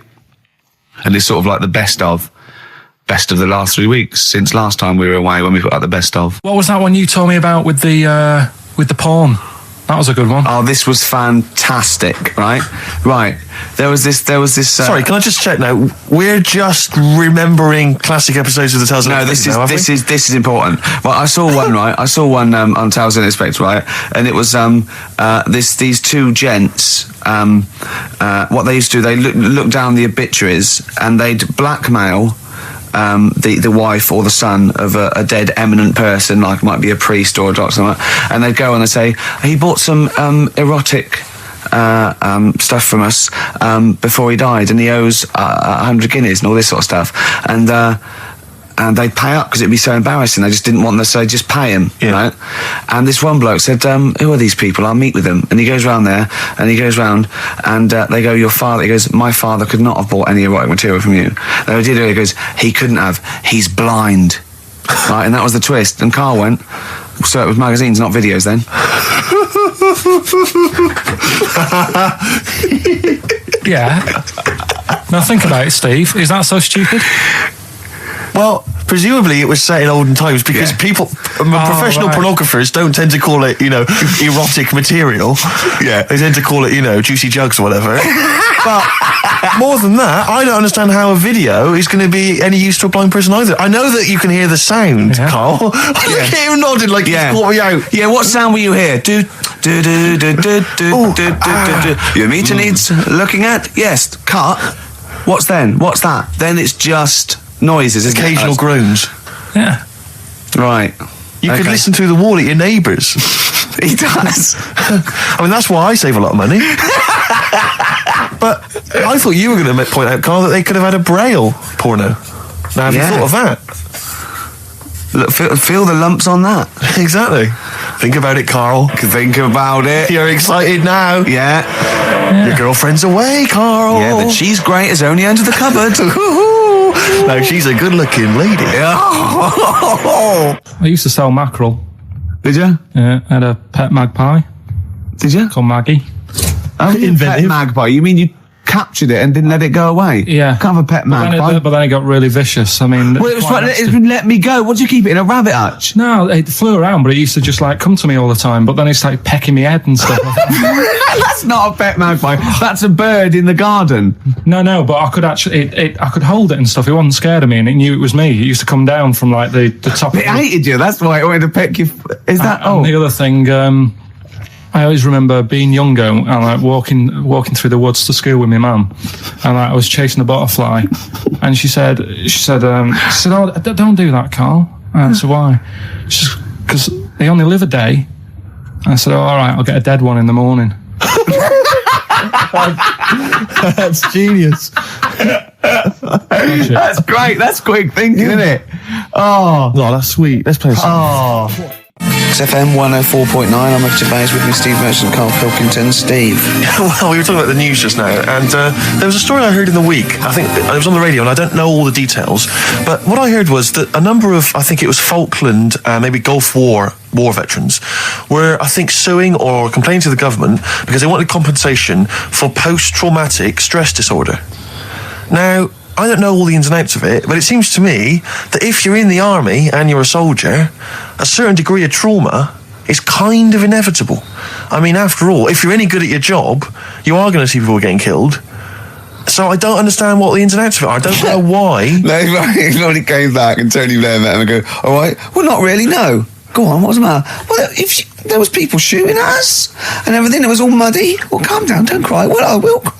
There was a drill sergeant just kept shouting, saying, "Look at you, stupid boy, where's this gun's not clean?" I just cleaned the gun and it was fine, and now he's telling me to clean it again. Yeah, the boots, they were shiny. Fine, he was Well, he's got to do that, it's more distant. His neck was as big as his head.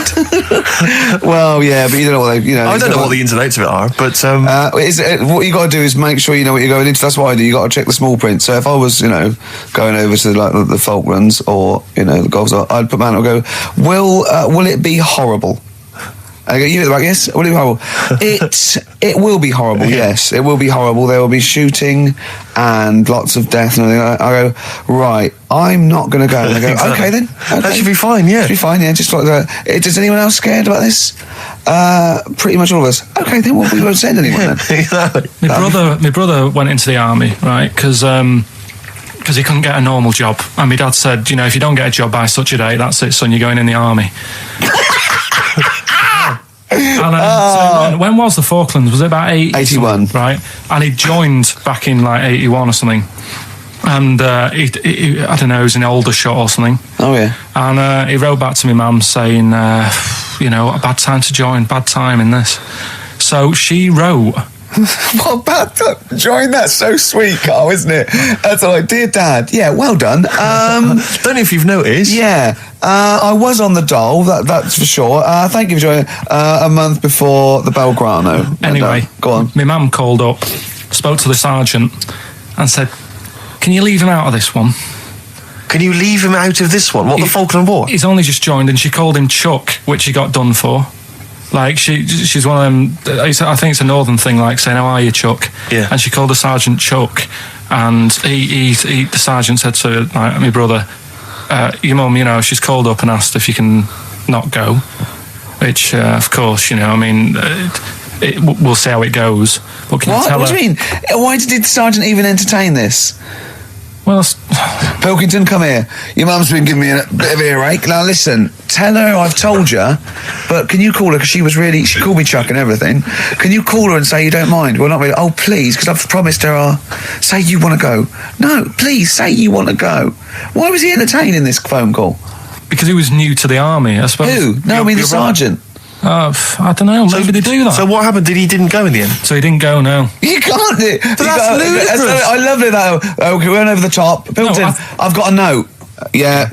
Is this really your mum? Yeah. Okay, no, this seems to be in order. Because I noticed it says, I do not want to go into the army, I don't want to go and fight, and it's crossed out and it says, my mum says don't go. Now, you didn't write this yourself? No, my mum wrote this. Okay, definitely wrote this yourself. You're going to have to fill envelopes. No, I'm sure if he was needed, he would have had to go, but I think they made a bit of a special effort. They sort of said, oh. Well, it wasn't conscription anyway. Oh, no, I was But were the other soldiers going around just going, Pilkington. No, he ended up being a mechanic in there, and he got kicked out for going for a packet of fags in a tank. What? Now, wait a minute. Do you mean he nipped down the shops in a tank? Yeah. I don't believe that, Carl. You've made Honest that to God, that, and he went off with the sergeant's wife. So that didn't help, and he ended up getting kicked out. Sorry, your brother's a genius. I love this. First of all, he gets a call from his mum going, let him off. He goes, oh, God. Then he goes, where's Pilkington? His mum's on the phone. Where is he? He's near your house, Sergeant. Near my house? Well, why is... No reason. Well, when he comes back, when he's finished, tell him his mum called. And can he get me a packet of fags? Tell him to walk this time. Wow. This is ludicrous. So the sergeant found out that he was sleeping with his wife? Yeah, I don't know. I mean, did your mum phone out and say, let him off? Let him off this time. Can he... Yeah. That's fantastic. But he misses it. I mean, I haven't seen him for about 11 years. But ever since he came out, he's just kept getting into trouble and that. And the army, people slag it off. But I think if you're a certain type of person, it's good for you. It didn't straight him out, did it? No. He was going down the shops in a tank. He was shagging someone behind their back. It's really weird. It's like back then, he was like a proper adult and he had a house and he collected crystal with his wife and that. And now, he hasn't got any of that. Has he got the wife? No. Has he got the crystal? Don't think he has. And he hasn't got the house. Seriously, I haven't seen him for about 11 or 12 years. I haven't even spoken to him. Carl's stories always start off nice and funny, and then they just leave me empty and slightly depressed. I don't know whether to hug him or shoot him, put him out of his misery. Can we take Carl to the... phone in if you think I should take Carl to the vet and have him put down, because it's just too stressful. He had some Germans laughing at him on the tube because he recognised him. I think of that. Well, because obviously Ricky doesn't travel on the tube anymore. He's too rich for that. I never did. I always thought it was beneath me. Sure, but I used to walk everywhere. Didn't you? But I'm still forced to take the tube, and I sat on the tube, and it pulled up, and outside the window, just happened to be on the station, was one of the posters with us. So I was kind of there, not realising it was behind me, and these big kind of fat German or maybe Bavarian guys. Well, they're in lederhosen eating sausages. Yes, they were. They're Bavarian. Yeah, they were. And I noticed one of them kind of looked at me, and then looked at the poster, then looked at me, just happened to say it, and wittered something to his friend in German. I don't want to try and do an impression. That's freaking goggle eye. Oh, wow. I think that... No. But I know what you're thinking it means. It doesn't mean that. Right, okay. It means... What's a rough translation? Elegant boy. Right, okay, yeah. And so anyway, That's freaking goggle eye. He pointed out the poster, and his That's mate... lanky piss and streak. And his mate burst into laughter. And then we pulled they've got a great sense of humour, the Germans. Well, that's indeed. the thing. But we rumbled onto the next. We rumbled onto the next station, and the poster was in exactly the same place. And this time they tapped the shoulder of someone else on the train and pointed me out, and that person also laughed. An Italian. There was a French. Was there a bloke with a beret and a little moustache on the other side? Yeah. Was it United? Did you get on the United Nations Express? Imagine that. Yeah, it was fake. See the freak. Look at this freaky goggle eye. Right, whereas I love the fact that before you were at least pretending to be speaking German. Now this is an Italian with an accent. It's just a guy speaking perfectly good English. So you've not even disguised the insult there. Oh dear. That'd be lovely. Try and insult me in other cod languages. You could bring Europe together if they just instead of Esperanto, that there was just one common language. The language of freaky goggle eye. I'll tell you what would bring the Europe together is you maybe representing England on the Eurovision Song Contest. That would be great. With a self-penned tune. Should I do that? That would be magnificent. It's got to be worth thinking about. Just about everyone being the same. Yeah, just about people being equal. Everyone. And also mentioning the euro. Yeah. Just doing that. I like all different cheeses. Oh, je t'aime la musique pop. Yeah. La baby belle. Et le cheddar. I'm not a fluent French. Le grand fromage. Yeah. Oh, it'd be lovely, wouldn't it? And they'll all be there, all in their different. Well, every line could be maybe in a different language. Yeah, and what would I wear? I'd wear sort of like a kilt. You'd wear a kilt, but you'd also have on your head one of those kind of big, what are they called? Those big furry hats that beefeaters or whatever wear. Or one of them. Is it kind of a busby or something? A busby. Yeah. Wear one of those, or maybe a kind of policeman's helmet, a Bobby's helmet with the kilt. Yeah, you'd have the clogs. I'd wear the policeman's helmet under the kilt, so they just thought I was really enjoying the show. Yeah. Good idea. Hey, excellent. I think we talked for about 3 minutes without having to mention some kind of genitalia.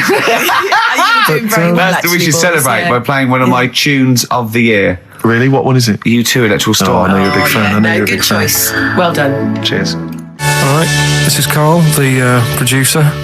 of Ricky Gervais and Stephen Merchant on XFM 104.9. We're playing out some of the best bits. Hope you're enjoying it. Here's another one. 3 holidays Carl's had this year. Last year. Yeah. I'd love to have 3 holidays. You've got to start putting the work in there. I had 2 holidays then. No, you had 3 holidays. You went away with Suzanne and her parents. Yeah, well, that doesn't count. It does count. If you book 2 weeks off the firm, you go away and you go, how was your holiday? Go, well, I didn't really count. It wasn't a really good holiday. Can I have them days back, please? My New Year's resolution is to be nicer to you. But well done, you've already broken that. No, but talk sense. Talk sense. You've had 3 holidays this year. And I'm just saying, you're in your 30s now, and 30s is when you should be really putting the work in. That's true enough. To reap the benefits in your 40s, 50s, 60s, 70s, 80s, 90s, and 100. Carl, what's your New Year resolution? What about think before you speak? It's worth. I mean, see, I'm allowed to laugh. I'm allowed to laugh at things other people say, Carl. That one, that is a good suggestion. How was your holiday, Carl? It was all right. Right, brilliant. But that I don't see on the ratio of good to bad in Carl's mind. That might be amazing because we never hear him sing the praises of anything. I'll tell you what. Can we have a cracking little tune and then come back and hear about Carl's holiday? I'd love to do that. Let's keep it tight. Love to Tear Us Apart by Joy Division. Now I can't put my finger on it, but that doesn't sound like the original, and it's off a compilation. It sounded a bit fast. I think the vocal was slightly different. If anyone can, put me out of misery, I think it might be in a session of the time or something. Carl, is it a New Year resolution for you? Another one. Maybe when we ask you to get a song, get the original single version. I could be wrong, not some but obscure session. Yeah, it does seem different, doesn't it? Very odd. Yeah. Yeah. Maybe we just remember it wrongly. But anyway, that's XFM for you. 104.9, I'm Ricky Gervais with me, Steve Merchant. Karl Pilkington. Carl, you went to Lanzarote. Yeah. People said don't go to Lanzarote. They told you it was Lanzarote. They told you, were they right or wrong? They were right, yeah. Really? Yeah, it's a bit ropey, yeah. Is it? Why? Just, out there. If it wasn't for the volcano they had, it'd been knackered. That's their big draw, is it? That's it, basically. That's all they've got going for them. When you landed, was it really hot? Were you quite excited? You were thinking this is okay? It was warm. It's we can't complain about the weather. The weather was all right. Sure. You know what I mean? That's what I went for. But it'd be nice if there just was something else. Yeah. What did you do all day then? Did you read your ritual book? No, I didn't read that. I read that book. Do you know the book that I bought and all the chapters were messed up? Oh yeah. I bought a better version of that. All right. And I read that. Excellent. And then... Did it make more sense in order? Yeah, a lot easier to follow. Yeah. And then we went and had a look at the volcanoes and that. They've got 36 of them to look at. How many did you look at before you realised that you've pretty much, you've seen one volcano, you've seen them all? Probably about 6 or 7. Really? Yeah. And then when you got to the 8th, you thought, now I know what this is going to be, Suzanne. This is going to be like a mountain with a hole in the top. Yeah. Really? But it happened years ago as well. It's like, just keep a couple, fill the rest in, tidy it up. Fill the rest in? Yeah, no, Well, getting some builders. No, seriously though. Okay, 4 million tons of concrete, please. They're an absolute death trap. Yeah, what do you mean fill them in? Do you know what a volcano is? It's just a hole, isn't it? That's happened. Well, it's more than the hole. It's more a portal to the magma in the centre of the earth. Back in 1730 it happened, and they still haven't sorted it out. Well, when you say it happened, volcanoes were made a lot longer ago than 1730. No, but the one that did Lanzarote in. Right. Sort it out. What would you suggest? Well, how can they fill it in? It's joined. It's all joined. No, but what I'm saying is... the big plates of the earth are all joined. All the magma's joined. With the trade centre thing, that happened. They cleaned it up, sorted it out, they've moved on. That's what I'm saying. Whereas Lanzarote have just gone, leave it. It happened back in 1730. You misunderstand me. How, in the name of God, can you fill in a volcano? You ignorant twit. No, but it's not just the holes. They've actually left the lava everywhere. That's what I mean. It's not just the big holes. There's lava everywhere. But it's molten rock. They can't just pick it up like they're like a carpet. Put it in the holes. The holes are there ready. Just push it all in. That's what I'm saying. Carl, have you ever logged on to Friends Reunited? It was the site that everyone was talking about last year. No. Are you aware of the concept? I've heard about it, but there's no one from school who'd want to see it again, really. So basically, for those that don't know, you have to log onto his website, and then it helps you track down your old schoolmates if they've also logged on and stuff. And we took the liberty, really, of looking on the Friends Reunited site and typing in your school and trying to track down any of your old mates. We didn't get in touch with any of them, don't worry. We didn't do that. We're not going to surprise you with them now. No. But I was just interested to know, like, some of your thoughts on some of the names that I could run past you. I mean, these are people from your year. Just tell me if you recognise the names. Sarah Morris? God, yeah.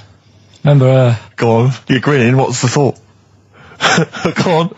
No, just, she was alright, she was a popular one. What does that mean? She was nice. Yeah. Okay. Okay, what about, Darren Buckley? He was one of my best mates. Was he really? Yeah. Seriously? Yeah. What do you reckon he's doing now? Do you still keep in touch? When my mum and dad were still in Manchester and they had a butty shop, he used to go in because the bookies was next door. I don't know why you paint a picture. If you did this in your history exam, Carl, you will walk it. Go on. So your parents had a butty shop. There was a bookies next door. Yeah, and he liked having a bit of a gamble, so he used to. I think he works for some insurance company. Do you think that his fiancée Beth knows he's got a gambling problem? Or that his 2-year-old son Lewis? No. Yeah, they live in Cheadle Holme. Hume. Cheadle Hume.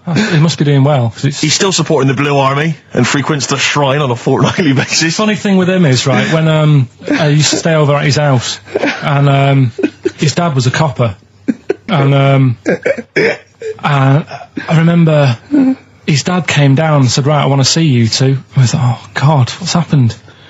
And got us round the table. And he said, do you know much about drugs? So we were like, what's all this about?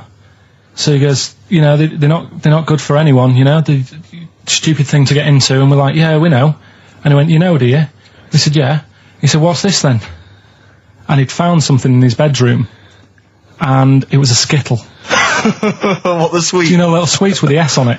And oh, really? Drugs. Yeah. So he said, well, yeah, it's a Skittle. Yeah, I know what it is. Oh, he was bluffing like that as a slang word. Yeah, he thought because he was a copper, he probably had to be down with all the terms and that. So we said, oh, it's a Skittle.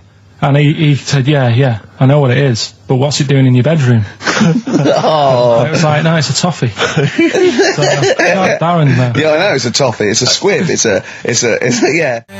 Embrace, glorious day on XFM 104.9. Rick, there may be listeners tuning in thinking they've got something better to do, for instance, switching off the radio and just staring blankly at the wall for the next half an hour. But no, because what they're going to miss is our grand finale to this, which is, of course, sponsored by Lindauer's, the sparkling wine solution to a hot summer's day. Yeah. That we're going to be firing a cork. Did you just make that up? Yeah. Pretty good. Please, yeah. Good. They're going to be firing a cork at Carl's head just for the sound. I just think it's sound. Huh? It's not happening. Yes, it is. You said no. We've said it is now. We've promised it to the listeners. Yeah, come on. I'm not happy with it. Why? Because the pain. Well, I've never had it done, so I don't know how painful it is. Well, all the more reason to do it then. Yeah, we've got to try it out, haven't you? You're perfect. It's like a little cowbell, a wood block. That's what I'm hoping for. Yeah. I'm hoping for pop. And I'm going to film it for my website. Brilliant. So go to that this week, rickygervais.com, and see Karl Pilkington getting hit. A high-powered cork coming out of Lindauer sparkling wine. Lindauer sparkling wine. And of course, if you want to send us anything in, and perhaps next week that you feel we could actually that'd be great. That's us to do. This is like interactive because a lot of people plan the show. Like Dr. Fox plans his show. We sort of come up, we riff on the. So that's a great idea. Send stuff in that we could harm Karl with. Yeah, we harm Karl. We do a jingle. Harm Karl. I've always wanted one of those George Foreman grills. I've always wanted one of them. I know, but that's too much, isn't it? What if we just pressed his head inside it? We'd have to put it on. No, put it on. See, yeah. Just squeeze his head inside it. I've got to do that thing with a tea towel one day. You know that thing I did with a tea towel? You put a tea towel around his head, right, tie it. I put a wooden spoon in, and you only have to turn it like a couple of inches, and it kills you, doesn't it? Yeah, sure. It really is, yeah. So we'll be firing a cork at Karl's head. I'll be filming it for the website. So that's coming up about 10 to 3. Look forward to that. Yeah. Do you know what? I'm loving this. This is my. Just being in a room with him. I just can't. I want to squeeze his head. Go on. XFM 104.9 playing Green Day. The studio's falling apart. I know, his microphone broke. Their mind broke. I don't know why Lindauer's, the sparkling wine, want to be associated with this shambles of a show. It is falling apart. This is awful, this studio. It's got to be fixed. Right now, Carl, come on here. It's the time where I'm going to let a cork off. Do you want to film this, Steve? Yeah, that'll be available on the website next week, rickygervais.com. So see Carl getting hit. One bloke suggested we leave the metal cap on because it's get a better pitch, but we take the. He's staying. It's dead out. Let's get the camera ready. Get the camera ready. Ready? So if you just joined us, we are using some Lindauer's sparkling wine to basically, what can I say? We fire a cork at Carl's round head. Hang on a sec. Let me just put the headphones on. All right, film this then. Okay. It's in position. Look. Just firing up. Okay, Carl, come on there so we can see your head a little bit. We want to get the noise, the microphone there. Right, ready? Hold on. Good. So you're just doing it. Hold on. Now it's in position. What if it? Oh. Ready? Yeah. Oh God! Oh no!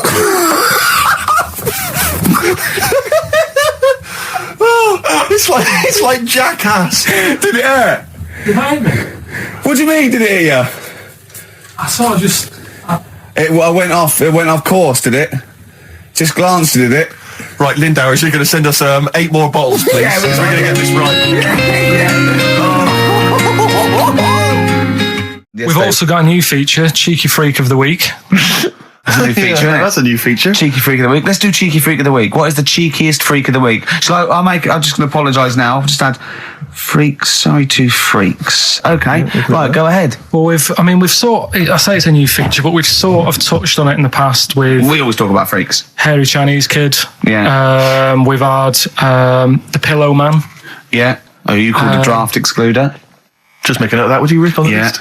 People without arms and legs. But at least, you see, the Pillow Man, what do you picture? Because I was saying to Ricky in the week, right, I'm a great fan of the Elephant Man.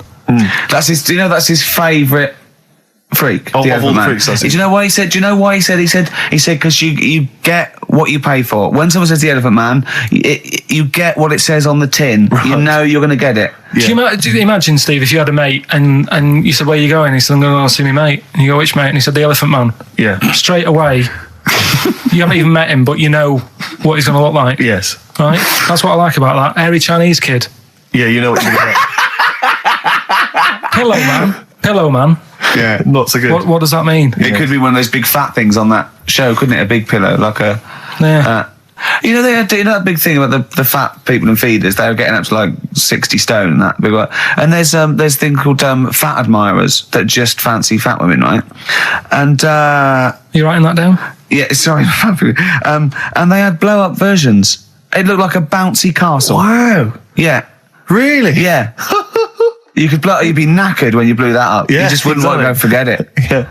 Oh God! That's people being cruel as well, isn't it? Because after watching the programme on Channel 4 about the fat people and fellas who like them and stuff, there was a story on one of the news websites about some fella in Germany. Right, it was a big fella, must have been about 50 stone, and he fell over, right, and I think he hurt his ankle or something. And they sent the firemen instead of like an ambulance. Yeah. So straight away they're having a bit of a laugh. They're not. No, they've got winching gear. Well, they didn't know. They didn't have winching gear. They had to use the hose pipes to carry him out. I think it was Anna Nova, that news website. They had to use the hose pipes. So they made like a bed using the hose pipes. Oh, yeah. And had to carry him out on that. And then they had to sort of get him into a special truck, they said. Mm-hmm. And do the same when they got to the hospital. I mean, that's mad, isn't it? They shouldn't do that. Although, Carl, I'm loving that story. I'm just worried that we're not going to be able to fit in Cheeky Freak of the Week. What's the Cheeky Freak of the Week? All right, Cheeky Freak of the Week. Something I found on the net. Yeah. A fella who had 27 toes and fingers. In a jar? No, still on him. And proper ones as well, not like little stumps and that. Proper, fully formed fingers. Was he a pianist? Close-up magician? I don't know what he did. He just said that he's... Cat's cradle professional. Did he ever work on finger bobs? He was saying in the week. For the crowd scenes.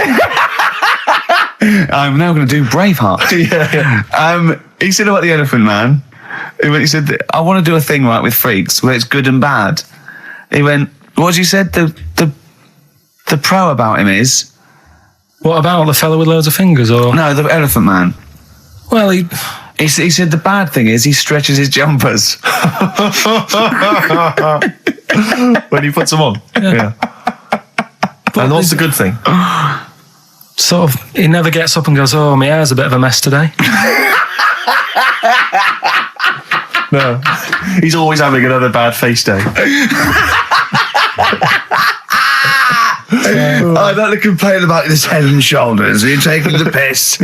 Oh dear. So that's freaky. Didn't you see an elephant woman in Manchester? Yeah, leave that. What do you mean, leave it? No, because it is sad. I know it's sad, but I mean, I don't know what my next sentence is. No, people always that should be the end. I don't need to say anymore. People will know what she looks like. It's a good name for her. Did she like buns? Oh dear. It was when my dad was a taxi driver and he used to sit in the front. Yeah. And she used to get a lot of taxis. Yeah. And he only charged you half price, didn't he? He was a good guy. Well, the bad thing is as well with people like that, you don't want to offend them because they never forget.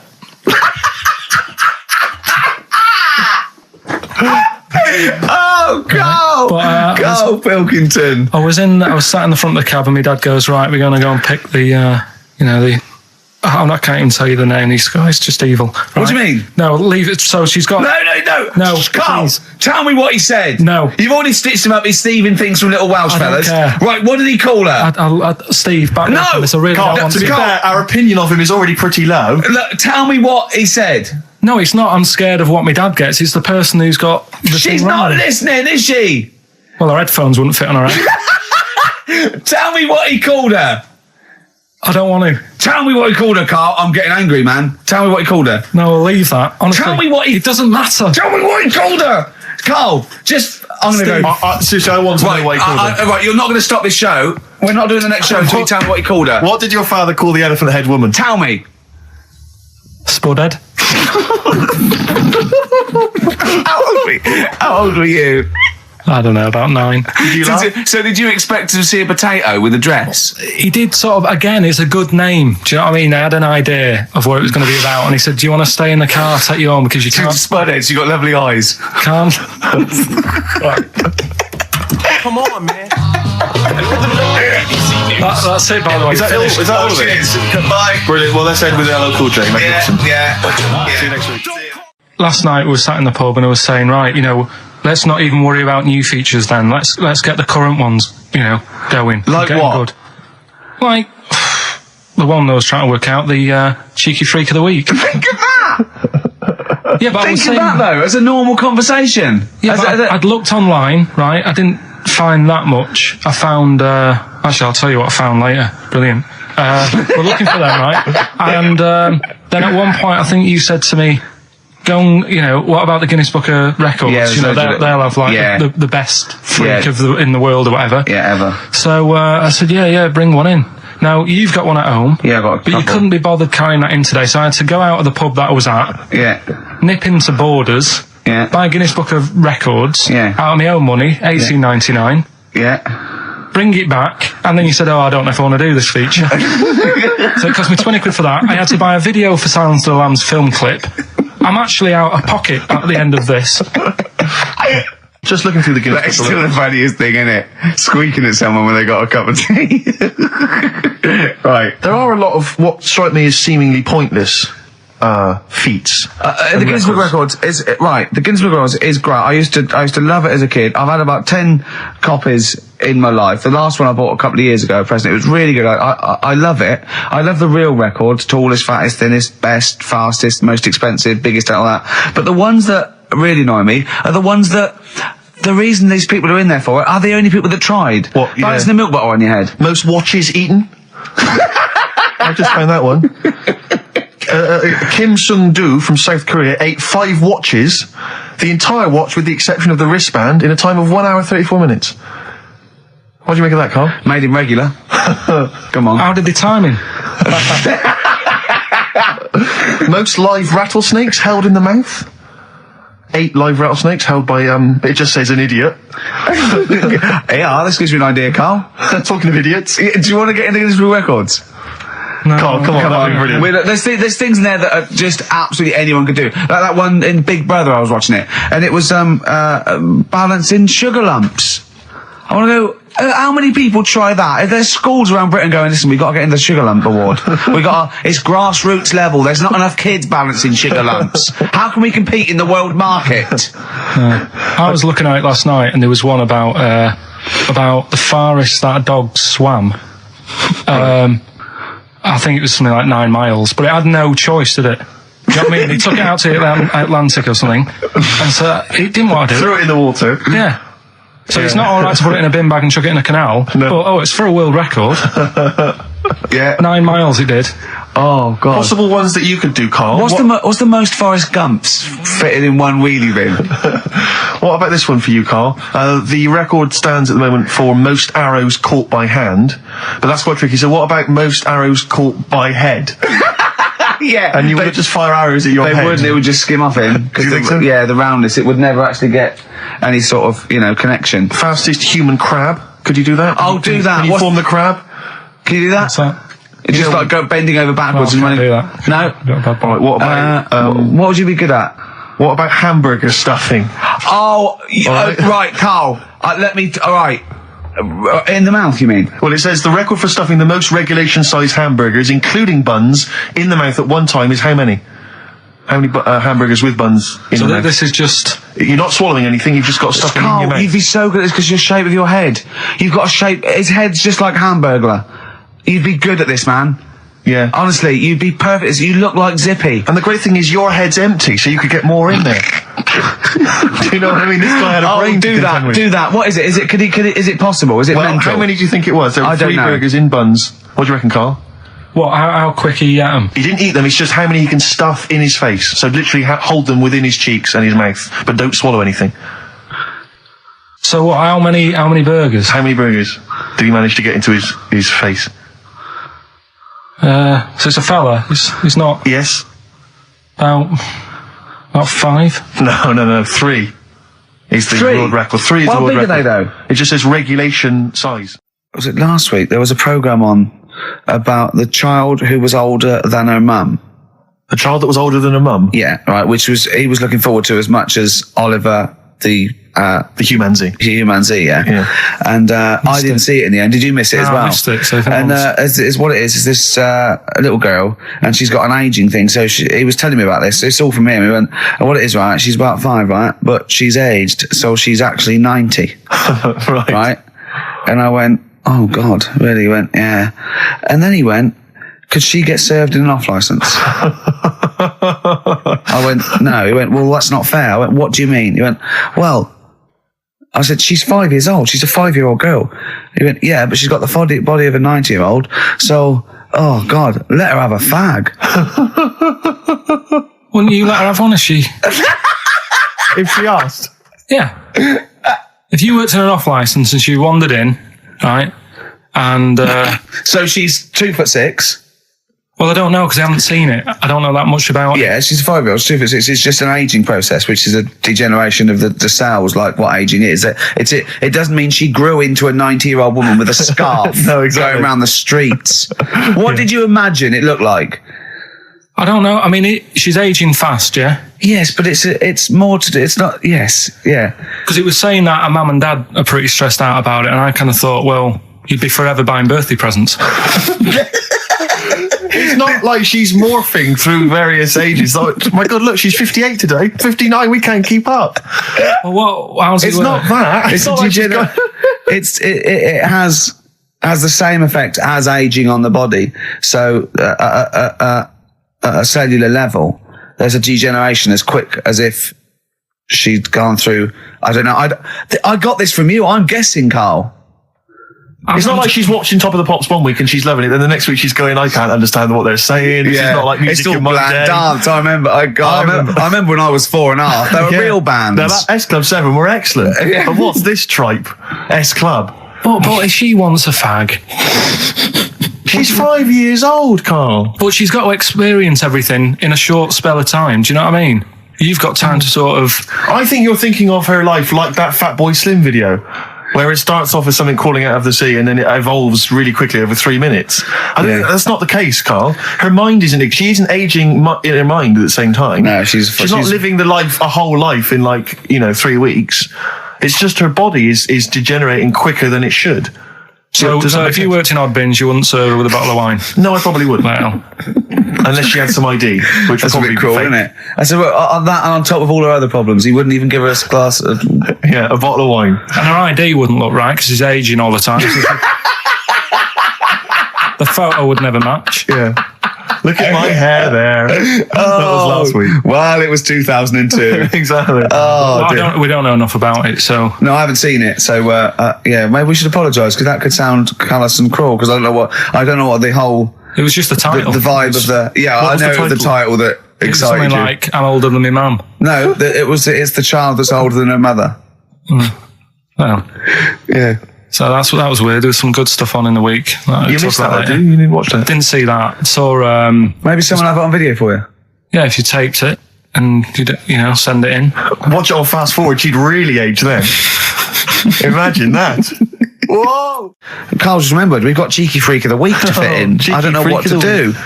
What's your Cheeky Freak of the Week? Quickly, just throw that away. Right. Well, it's just like we look at cheeky freaks. Is this show offensive in any way to some people, do you think? Ding dong.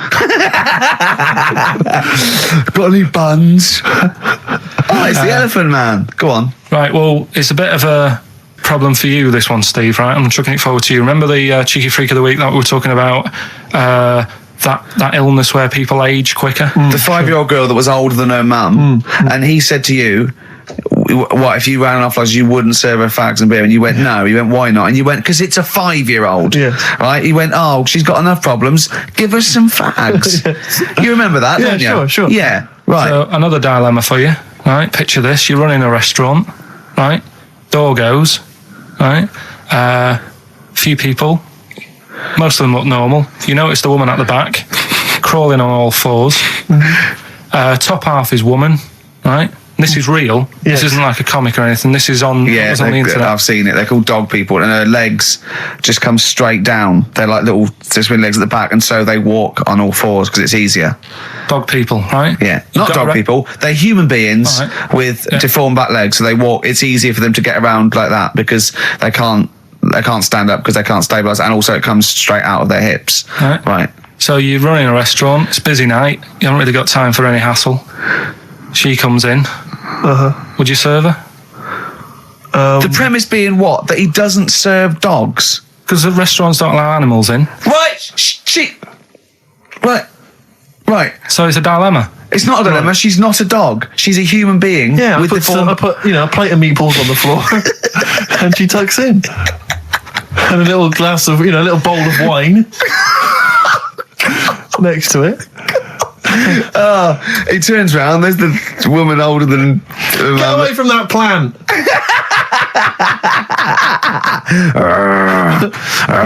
Is service included? Oh dear. Talking of cheeks, Carl, have we got another instalment of Cheeky Freak of the Week this week? Yeah. Have we? Excellent. Look forward to that. Have we got a Cheeky Freak of the Week? Do you want one? Yeah. I think we should have a jingle for this. Okay, I've got a jingle. It's very similar to Chimpanzee. Chimpanzee there. Yeah. Well, let's hear it. Okay. Oh, Cheeky Freak of the Week. Brilliant. Yeah, no, I think that's excellent. So, Cheeky Freak of the Week. You've spotted a freak. This is where somewhat, I think, offensively, you pick on someone who's not like other people and say it's your favourite freak of that week. Yeah, I remember we had the woman whose legs look like the hind legs of a dog. We've had the little fella with the aging disease with a little head playing the piano. That was your favourite. I think that's your probably freak of the year, isn't it?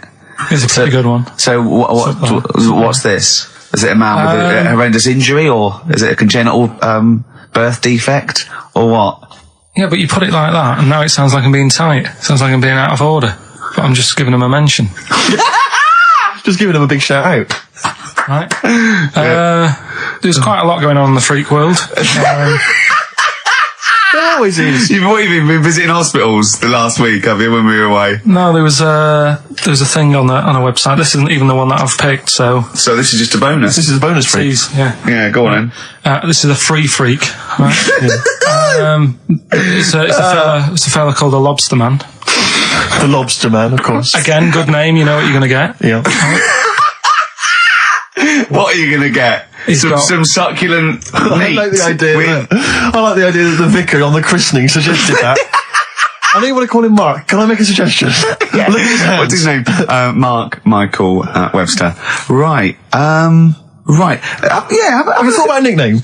Not really, no. Have you looked at his hands? Yeah, we don't want to talk about that because do you know, they look a little bit like lobsters? Well, yeah, but it's quite deformed. It's like, we Can I suggest Lobster Man?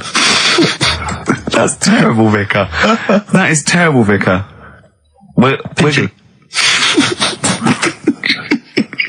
Go on then. We're going to see. This is what the sort of feature you come up with, Carl. So Lobster Man. There's probably people listening now with, lobster feet. Right. Lobster hands. So, Squid Boy. So Lobster Man, what does Lobster Man do? Does he fight crime? Not that much. Okay. Apparently he got into a bit of trouble. He was in a restaurant, and this was years ago, by the way. And someone picked him to eat him. No, so apparently the waiter said, "Oh, you shouldn't be sat here. You should be in my pan," or something. Oh dear. And they had a fight, got out of hand. Yeah. Got out of claw. And yeah. So that was. What do you mean they had a fight? What did he do? A waiter took the mickey out of someone with. No, can I just make clear? I'm assuming his hands look a bit like those of a lobster. Yeah. Yeah, well, it's fused, so it's just like two big fingers. They're fused, I assume, probably in the womb, and they're just like, instead of like having 5 digits, they're fused in it. But he can pick stuff up, can't he? Yeah. What does he pick up? He mainly eats crabs and jellyfish, doesn't he? Yeah. Yeah. So he was having a fight with the waiter. He snipped off his nose. Right, so anyway, he just held on to the waiter's bib. Yeah, and the waiter was screaming, "Go and get him off me!" Yeah. So anyway, does he eat other lobsters? Does he typically he would eat lobster, or is it kind of? Would he feel bad about eating lobster? Right. The little cheek of the freak that we've gone for anyway. The what? The little freak of the week, cheeky freak of the week. We've gone for this Siamese lad. Okay. Right. Happened back in. You can't have a Siamese lad, can you? All right. Yeah. This Siamese twins happened back in 1693. Oh, he's got a date. Blimey, that's the first time ever. Yeah. And all it was, he was doing all right for himself. He used to go on those circus things he used to do. They're two people you're talking about, Carl. So we're going to him. All right then. All right. They did this circus show, right? Yeah. And everything's going well. They're selling out the tents and stuff. People coming to see them. Yeah. He was doing all right for himself. Yeah. Right. Sorry, before I said that, did you think a Siamese twin was a man with two heads? Well, it can be, can't it? It depends. There's two people. They're conjoined. No. But it depends, doesn't it? The one that I shown you in that book that time was a fellow with two heads. No, it wasn't. That was a stupid picture in one of your stupid books that he had a growth that looked a little bit like it had a face on it. It wasn't a man with two heads. You're the same sort of people who send potato chips to restaurants and say, "Doesn't it look like Norman Cook?" Yeah. It's not two heads. We'll bin this feature. No, they're two people. They're two people. Conjoined twins. Yeah. Right, so these... they just happen to have a similar taste in clothes. Okay. Anyway, so they were doing all right, and it all went wrong when he crossed the road, got run over. The lad with two heads got run over. That's it. What? How is that cheeky freak of the week? Just because he got my interest, and I kind of thought, why didn't he just look both ways?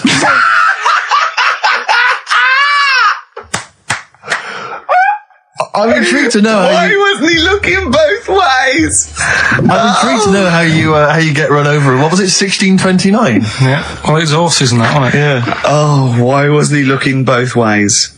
Karl Pilkington, you are a genius. Play a record, you fool. Well done, Karl. More cheeky freak of the week next week. So what's going on? In the freak world. Yeah. Cheeky freak of the week. Have you got a cheeky freak of the week? Got that. Got yeah. that. So what deformity is it this week that you're ridiculing? Well, keep listening. Cheeky Freak of the Week? Do you want to... Oh, definitely. Should we do Cheeky Freak of the Week? Cheeky Freak of the Week? I can't wait. I'll always do these. I'd start off with these. All right, well, let's have the jingle for Cheeky Freak of the Week. Oh, no. Do you remember it? No. I remember it. Oh, Cheeky Freak of the Week. Brilliant. Something like that? I want some more, though, because that was slightly half-high. Oh, Cheeky Freak of the Week. Excellent. Right. This, we're going back again. Yeah, 17th century? Well, it was 1829, right? Oh, I'm impressed. Now, the problem is with Cheeky Freak of the Week... Not so much the week, is it, if you're going back to 1829? Well... Not even of the century. You haven't even done Cheeky Freak of the century. There's... What's the problem with Cheeky Freak of the Week? Just because... Other than the sort of moral implications. Yeah. Well, last week, it was a fellow with two heads. Yeah. We've done Siamese twins. It's Siamese twins again. Oh, No, it was Siamese twins. It wasn't a fellow with two heads last week. It was Siamese twins. Conjoined twins, sorry. They're two different people. This is what I'm telling you. But this is the problem. They're going to crop up quite a lot just because they've got double a chance. Alright? Oh, please don't write in and complain. He knows not what he does. You understand, don't you? Carl will actually feature one day in this section. Beyond. So, right, go on, Well, Carl. we're going back to 1829. Yeah. All the way back there to 1829. It's a retro conjoined twin link. A couple of guys set up a business. They were called Chang and Ang. Oh, they're the first. That's why they were called Siamese twins, because they wasn't that what it was based on? Those two, Chang and Ang. Was it? The original, yeah. That's why they're called Siamese twins, because I think they were Siamese. So these are the first ones. Well, not the first ones, but they're the ones that got to fame, I think, and why people started calling them. So people started calling them conjoined twins, Siamese twins. I think I'm right there. Anyway. Yeah. Well, the sort of set up business, sort of going around the US. Well, both of them. And Europe, yeah. Yeah. And what they used to do, people were amazed by it anyway. Yeah. People wanted to know how they get through life doing certain things that you think about. When you think about Siamese twins, you think about, how do you get through a day like that? Yeah. And the thing that cropped up the most with people was how they take a bath. So they used to go on tour around the US and Europe and sit in a bath, have a wash and that. And did they ever wash each other by mistake? They go, oh, that ends there. That ends there. Like those things in supermarkets. They put one of those down. We go, oh. Now, as Chang and Ang, they're in the bath. They're washing their own bits. They got one of those dividers, right? They go, right, that's definitely yours. I marked mine. That's definitely mine. Don't wash that, Chang. I wouldn't, Ang. I wouldn't wash that. Right? So what are they doing? They're in the bath. Carry on with the story. That's about it, really. I mean, that's the fact that people... So, two little Oriental fellas joined in the hip, had a bath. No. That's your story. No, they didn't have a bath. They they must have done some sort of research, right? Who? Changanang, right? And they said, well, what do people want to see? Isn't that basically Roller's song? But it's an idea that people have queued up. They've paid their money. They're in a tent. They're well, I hear they're going to have a bath. They're going to have a bath. Two Siamese people have a bath. How would they possibly do it? Well, I've heard they get into a bath. But that's I don't know they what's wanted to see exciting. them nude and where the join was. No. More than how do you get in the bath? I don't know. They just that's what they picked. They said what would be good to see. What do you want to see them do? Having a bath. How'd you get into trousers? Was there Exactly. This is all part of it, and that's why they picked having a bath. This is all part of it. Well, they want you to get dressed afterwards. Yeah. Who was the best out of Chang and Ang? Who was your favourite? They both look the same, to be honest. There's a surprise. One was a short ginger woman. Oh dear. Is there anything what would be better than having a bath for you when you'd seen them? What would sort of make you go, I wonder? One of them pulling and the other one going home alone. Yeah. I go, look, she's definitely up for it. I'm taking her home and go, what am I going to do? Can I watch? Definitely not. Definitely not. Look, you go to bed.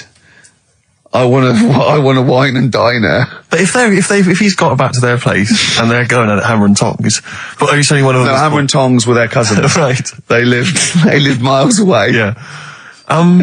If one of them gets knackered, can the other one take over? God, I think we play a record. That annoys me. What? That sort of being at it all night. What do you mean? Let's put a song and I'll come back. What to do you it. mean? We'll come No, No, come on. seriously, because Okay. R.E.M. Yeah. Well, after REM, night swimming, being at it all night, and why it annoys Carl. Cheeky freak? Controversial cheeky freak of the week, where Carl finds a human being with some sort of congenital or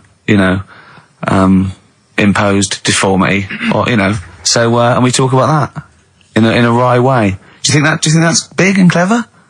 No, but that's just it. It's never about taking the mickey out of someone, right? It's to make you think. I'll tell you what isn't big and clever. How lucky you are. A dwarf with learning difficulties. Nice. Yeah. Well, We'll explain it to you. see, you know the sort of things I find incredible. Go on. Mirrors. Shiny objects. Kettles. Yeah. Oh God. Well, listen. Remember the time when I tell you about the baby that had a baby? The baby that had a baby. The baby that had a baby. Yeah. It's happened again. No, it hasn't. Well, it didn't happen the first time. It was in the papers, I think, on Monday. All the tabloids. So it's a twin where one has grown and the other one is still at a fetal level. No, it wasn't though. It had grown. He was saying to his mum. Who was saying to his mum? The little kid who was 7 years old, and he kept saying, "Yeah, he was pregnant." And he was pregnant. Yeah, I know. What do you mean? And he was saying to his mum, "Oh God, I don't feel well," and his belly was all swollen, and they thought he'd just been eating cake or whatever. And he was saying, "I can feel something moving about," and they were like, "Stop messing about. There's nothing wrong with you." Eventually, I think he was in gym at school. In Jim? What, Jim was pregnant with him? Oh no, it was like a Russian doll. He was at school, right? Just about to do sit-ups or whatever they do at school, right? Yeah. And flew out across the room. teacher goes, "You're a bit fat." You look a bit pregnant. And so best to the doctors took him, said, "You're 7 years pregnant," or something like that. What? What? Or something like that? You're 7 years pregnant. Or something like that. You say to the doctor, Carl, why don't you think about what you say before you say it? See the reaction I get. Now the gazelle, I didn't get excited like that. 7 years pregnant. Send it in. If someone's online at the moment, just having a look around, it happened on Monday or Tuesday. Because I told you at the pub quiz, didn't I, Steve? I said to you, I know the baby's had a baby. Yeah. And you were like, yeah, whatever. Well, I just thought you were talking nonsense as ever. Well, we'll find out. You're 7 years pregnant. Yeah. You're a fool. Play a record. Well, we've still got stuff coming up. Monkey News? Rockbusters answers. We'll have to get that out of the way soon, because we've got What else there? Have we got a cheeky freak of the week? Yeah. Brilliant. America by Simon and Garfunkel on XFM 104.9. I'm Ricky Gervais, and I understand I'm about to read my words, Steve. Well, once again, there's always someone, and it looks like it's Mike Lamb who has come to Carl's rescue. Lambo's let me down then. Doctors have removed a 4-pound baby boy from the stomach of his 7-year-old twin brother. Yeah. Alan Jan Niamatilev was born with the freak fetus growing inside him. For 7 years, it lived like a parasite until a school doctor became alarmed about Alan Jan's bulging tummy and took him to hospital. Surgeons who gave him a scan operated immediately, unaware that the baby was attached to the boy's blood vessels and still alive. They saved Alan Jan from certain death, but knew the 8-inch fetus was doomed. So there we are. Boy pregnant with his own twin brother by Barbara Davis. That was in the Mirror, apparently. So I've read on, and all the facts are right. They took him to school. The parents didn't realise. And that isn't even this week's Freak of the Week. I mean, that's you got that for free. You've got that. You can have that. That's the free freak of the week. Free freak. That's giveaway. That's like 13.5% extra. Yeah. You know what I mean? That you might get with hairspray or something. So that, I mean, if that's just the throwaway freak of the week, there are 2 freaks of the weeks there. If those 2 freak, I can't wait to see what the actual freak of the week is that people are paying for. Is it incredible, Carl? I'll tell you what. Something else you can have for free. Go on. Another sort of freaky thing, right? I was watching this program in the week. Right? What? I don't know what it was. But it was about, I just saw this little fella on it, right? What do you mean, little fella? He was doing this history thing. Oh. Right? Yeah, I know what you mean. So is this he's found out that a Viking was a bit like him? Yeah, that's it, yeah. boneless or something, or he's. Well, that's the weird thing. What do you think of that, Steve? He's what? He's boneless? No, he was called Harry the Boneless. Something. Yeah, but you know what you're going to get there, don't you? That's what I mean. Always have a name, Elephant Man. You know, Harry the Boneless. Where is he? You know what I mean? I'm meeting someone, waiter, what's his name? He's called Harry the Boneless. He's over there flapping around. Yeah. He's over there in the bucket, having noodles. That's what I mean. But, do you reckon you could do that? Do you reckon you could have your bones taken out? I love talking to him! He's brilliant, it's like talking to a 5-year-old. I was asking Suzanne when she was watching it, and she was like, ask me later. Yeah, brilliant. She wanted to know about. What did you said? You watching this programme about history, right? About Vikings. Like you turned to your girlfriend and said, "Do you reckon you could have your bones taken out?" Yeah. I love that. I mean, that is why you are my favourite. What do you mean? You think you can have your bones taken out? Firstly, why would you have your bones taken out? If you've only got a small flat or something, and there isn't much room. Yeah. Right. And what I mean is, would all your organs still do the stuff? No, they wouldn't. You'd just be mush. Listen, I'll teach you something now, right? The skeleton, right? Spam, yeah? Support, movement, anchorage. No, support, protection, anchorage, movement. Spam. That's what the bones do, yeah? You couldn't stand up. You wouldn't be protected because they protect the rib cage, skull, of course. Anchorage, everything holds onto it. Every muscle is tethered to pull against something, like a crane, a pulley system, so you wouldn't be able to move at all. Do you know what I mean? So you'd be in a bucket. There'd be nothing. Well, you'd die immediately, obviously. No, you can't have your bones taken out, Carl. I mean, why do you need to ask that question? Sorry, but Boneless Bob, or whatever his name was. Harry the Boneless. he presumably didn't have any bones. I mean, that's why he had that name, obviously. No, he did. No, he's got the name. Yeah, exactly. No, he was just... I've had an email here from Graham, old Kent Road. He just says, I had a dream about Karl last night. Can I sue? I've no idea what he looks like, apart from the boldness, and yet he turns up in the middle of my dream. I don't need this, it's harassment. Yeah. But people are having dreams about you now, Karl. You actually, it's like you're one of something that was created by the Brothers Grimm. So, Karl, so this little Harry the Boneless, what was your point? Was that really your point? You wondered if you could live without bones? Yeah, I saw the little fella on this programme. The presenter? Yeah, and he was a small fella, and he was talking about Harry the Boneless. And I thought, that's interesting little bit of science stuff. Yeah. Yeah. Well, yeah, that's about it on him, really. All right, well, that's just another bonus cheeky freak of the week, isn't it? That's not even the freak of the week either. No. That's still to come. So you've had a pregnant Siamese twin. I know, it's been mad. You've had a boneless fella and another fella talking about him. They're not even involved in freak of the week. No. This is getting mad. Play a record. Let's play a record. Let's have cheeky freak of the week afterwards, shall we? Yeah. Current single from Nick Cave. Can we do monkey news first? I'd rather have a cheeky freak of the week. So, Karl, off you go. Well, we're not going to do freak of the week here, okay? Right? Because we've done quite a bit of that in the last 20 minutes. We've OD'd on freaks, you think? Yeah, sure. We'll just shift it a little bit. Okay. And I don't, like I keep saying, don't want people to be thinking we're sort of taking the mick out of anyone. No. Right? Because we're not about that. I feel like I can do a little bit of it because I work with you, Steve. Yeah. Right? Sure. It gives me that right. It's like a care worker. Yeah, I understand. Well, it's like that thing of you can't be homophobic because I've got a couple of gay mates and stuff. Sure. I think it sort of gives me that edge. Yeah. Right? So you're not freakophobic because you work with Steve? No, that's right, yeah. So, yeah. Okay. Well, by that token, I should be able to sort of slag off, the mentally ill. Or at least mentally handicapped. Now there's a term you don't hear very often.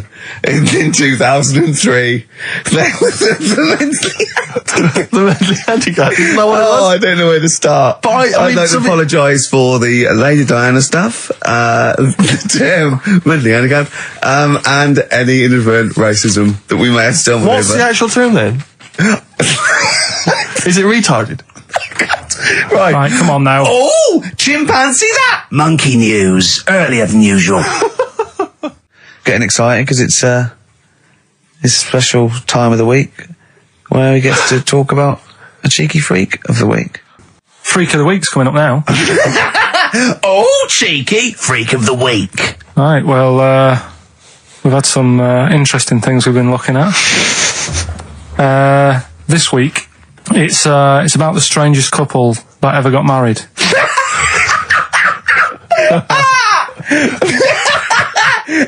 and we've had 2 sets of chimps, so it's stranger than that. Oh, it's not Dale Winton and Nell McAndrew, is It's it? not your parents, is it? Well, we're going back again to about, I think this is about 19... Something like that. 1940. Yeah, whatever. Whatever. Yeah. Strangest couple, a fella, right? He had the skin of a lizard. He had the skin of a lizard, okay. And the woman who he Which he married... used as a condom. The woman who he married. Airiest woman ever. Right. And that was their act. They used to tour the world, and they'd say, it's like, a couple who've met, they're having a great life. Let's get them out on stage, here they are. And they'd What do you mean he had the skin of a lizard, first of all?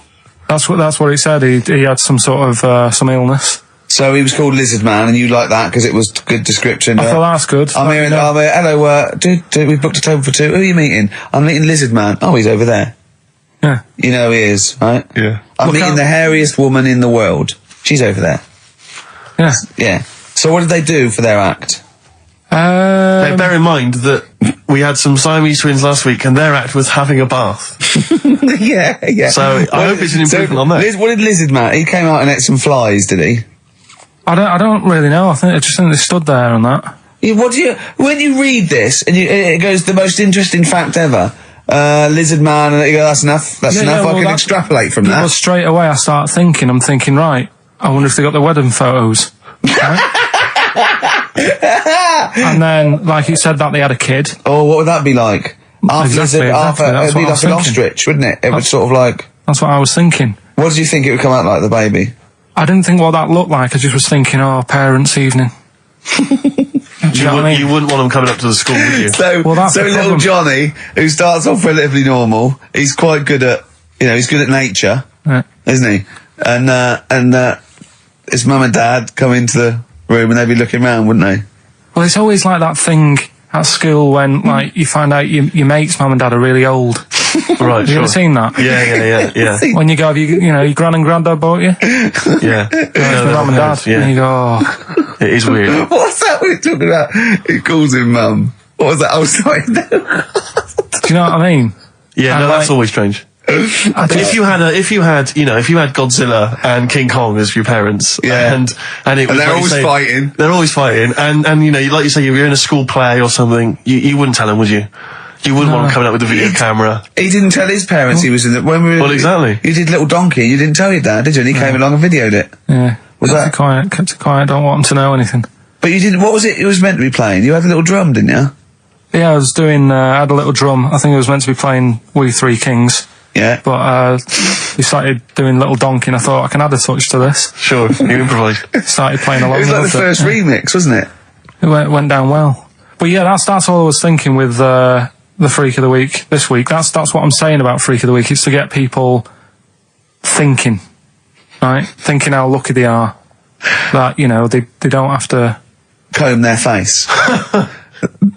What are you talking about? What do you mean? Freak of the Week is to let people know how lucky they are. Just... What about the little freak you're talking about? What are they thinking? They're going, oh, he's talking about me. I'm a little hairy lizard man on a stick. Pop in, give us a call. I thought, that's what I'd like to do on a TV programme. That's what I want to do. I want to go and meet these people and say, right, let's just go shopping. Let's, we'll film what your normal day's like. Yeah. Let's pop out, nip into Sainsbury's or whatever. Yeah. Buy a comb. Park right up close to it. You know what I mean? Yeah. So what you're saying is you just want to get a little message out there, which is that there's always someone worse off than you. Well, there's proof of that in this room. You know what I mean? Oh, Carl, when's your train? In a minute, I'm going to get going now. I'll see you later. Thanks, Carl. Brilliant. What are you playing? You going to play a song? Kirsty MacColl. Yeah. I'll see you later. Kirsty MacColl, New England, Karl Pilkington has left the building. He's rushed away. He's on his way down to Cornwall. And we're left by ourselves. Indeed. In the room. See, if we can do this... If we can press all the buttons and not make any mistakes, strictly speaking, there's no need for Karl. I don't mind if we make mistakes. Well, no, exactly. We never were in the old days, No, sure. I think Karl is going to love Cornwall. Because I think, one, the mayor is probably an animal. Yes. And I imagine the townsfolk think like Karl. Yeah. Do you know what I mean? I imagine he'll stay there. He'll be made king. Have you ever seen Return of the Jedi? In Return of the Jedi, the Ewoks, the little furry creatures, they see C-3PO, and because he can talk and he can speak their language, they actually elevate him to godlike status. What are you doing here? Hooray! He's back. What are you doing? You could have stayed till the end. No, I'll see you later. What are you doing? What are you doing? Right. Right, well there he is. He's on his way. Yeah, if you're listening online in Cornwall, I mean, I can't imagine that's ever going to happen. But, you know... on a clothesline with a bean tin at one end and a big bean tin in London. Or if I'm cool in London. Yeah, or if the foil helmet you wear to fend off laser rays from aliens out of space are somehow picking up the show, then Karl's on his way. Look forward to meet the bold one. Because he's got a sort of like, the obligatory sort of red face that would go well down there now. Because I think he's been out in the sun, or he was... pre-boiled when he came in, but he's rushing down to Cornwall now, going from Paddington Station. So, if you're in the Paddington Station area, you want to pop down there and sort of wave him off, then do. Yeah. Don't be afraid. That's not a dirty sexual act. Wave him off. Yeah, I'd love to wave him off. Did you have a good holiday, Karl? Yeah, it was alright. It's alright. Went down to Cornwall. Now you're going to the monkey some odd people down there, Steve. Well, don't look at me. I'm not from Cornwall. Well, you're from that sort of area. Well, not really, but never genetically means. Right. They're weird. Well, you must have slotted right in. What are they weird? What do they look like? Just all sort of odd people. A lot of old people, but not just old, sort of messed up old. What do you mean messed up old? You can't just say that. There was a woman with a funny neck. Okay, in what way was it funny? What did she have a funny neck? If you were writing an essay, you wouldn't say there was this woman with a funny neck. How would you describe it? She sort of had her head like pointed down all the time. Like, don't do it. It's his radio. No, but just for you, I don't like that. Yeah. About yeah. Okay. Right. So brilliant. I don't know. I was saying to Suzanne, what happened? What do you think? Because Suzanne knows everything. That's the good thing about her being with you. You just ask her what happened to her, and Suzanne goes, "Karl, I don't know. Yeah. I haven't been here before." Suzanne, your girlfriend, or mummy as you call her. Oh, sparks are flying. Yeah. I got a little bit of chocolate. Can you just lick a tissue and wipe it off? Oh. Well, she said it might have been like, because back in the olden days, they carried stuff on the... The olden days? What do you mean the olden days? This woman was probably, what, 50? No, she looked about 70.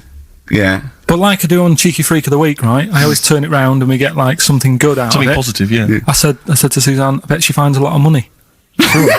Yeah! Always staring at the ground, yeah. Oh, so dear. Good. So, maybe she just had new shoes and she was admiring them. Yeah. Did you think of that? Before you point the finger and judge? Or a necklace was too heavy.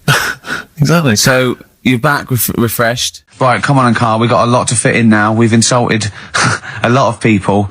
Only about 25 minutes to go. We've got monkey news, we've got rockbusters. Have we got a Cheeky Freak of the Week this week? Could cram it in, see how we do. Do we want it? Well, me and Karl got a joint favourite lyric now. I love you like a fat kid loves cake. Yeah. That's great, isn't it? I mean, I like it because it's funny and humorous and cheeky. You like it because it means something, don't you? You think that's the absolute truth. If someone was to say that to you, that would be the most romantic thing they could say in it, because it's... I don't know, I'm just thinking that's, what it means. It's like the Elephant Man, right? The Elephant Man, that's what he's called. Again, you know what you're going to get. The fat kid loves cake. You've said it all, you don't have to say any more.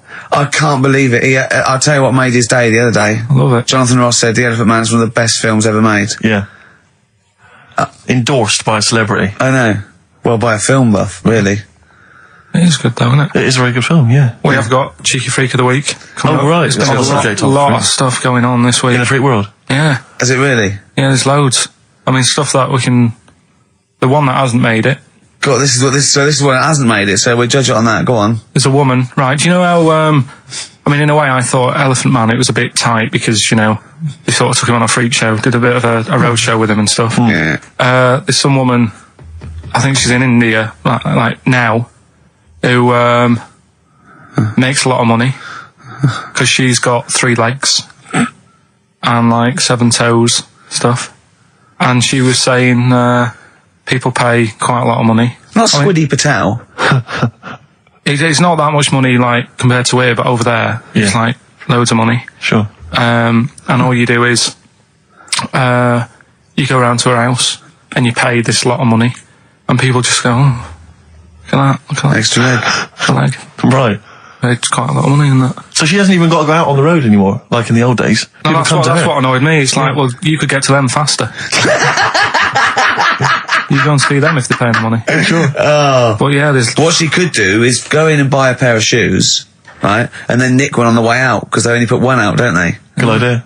So she could get, 3 for the price of 2. Just offer. one of the many perks of having Just 3 one legs. of those having 3 legs. The other one is, keepy uppy. But she'd be good at that. Shouldn't do wouldn't that. She just stays at home and puts her feet up. But anyway, that's not even Cheeky Freak of the Week. That's coming up later. Coming up later. Oh, brilliant. Steve, you're thinking of taking over as producer, aren't you? Well, I just think it's a shambles. I've asked for Cheeky Freak of the Week, and it appears that Carl's not ready. He's not prepared. No, I can sort of remember it. It's just that I like to have all the information. Contempt for But the you've just listener. had just a whole bunch of adverts and placebo, and no one's to get it ready. We're shouting, we're having a shout and that. Right, do you want to sort yourself out in future? Yeah. That's what we were chatting about. Someone emailed in about they watched the £200 tumour thing, and when it was removed, it was carried away in a wheelbarrow, right? Carl said, what, even when she had it removed, she still carried it round in a wheelbarrow? And he went, I thought it's sort of like she'd become attached to it. You definitely are my favourite thing in the world. It's great. Look at the way he's looking back. But I think they're all the same. The people, I have had more emails about people saying I watched the £200 tumour and I shaved me arse than anything else. When we ask questions about science, Shakespeare, we talk, nothing. Science concept, we talk about political issues. One person emailed in, they said, I tuned into the £200 tumour documentary. It looked disgusting, I couldn't watch for long. What were you expecting? Yeah. That it might sing and dance? Do a little show for you? Anyway, these are really your listeners, Carl. Now, I think do you know what I mean? You find your niche, you attract your.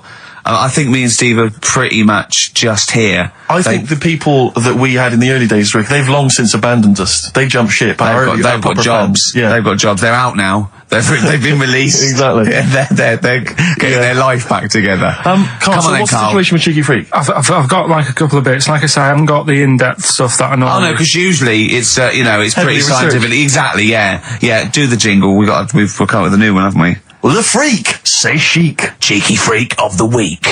Right. Well, couple of bits. I don't know which one to use as the main feature for this week. It's not good, is it? Well, there's been another one born. What? Little kid. You go on. 4 eyes. Insult. Just a guy who wears glasses. Come on. 4 eyes, 2 noses, 2 mouths. That's weird, isn't it? This bloke, did he also have 2 heads, 2 bodies? Sort of born slightly separately? He wasn't stood next to a mirror? No. It's weird, that, isn't it? That's all you've got. I love that. That's weird. That. Imagine the doctor said that. Well, Mrs. Parks, kid's got 4 eyes and 2 noses. Weird, isn't it? Any clues? Any clues? So that's it. That's all the information. Well, I'll tell you what, that shouldn't be the main one. Okay, I've answered your question. But like I say, what's the idea of this feature? What do I say all the time? Don't know. I always say, think about it. Think about what that would be like. Okay. What? Giving birth to him? No. Being, I think it's a girl. Being like her. 2 mouths. 4 eyes. What would that be like? Mad, innit?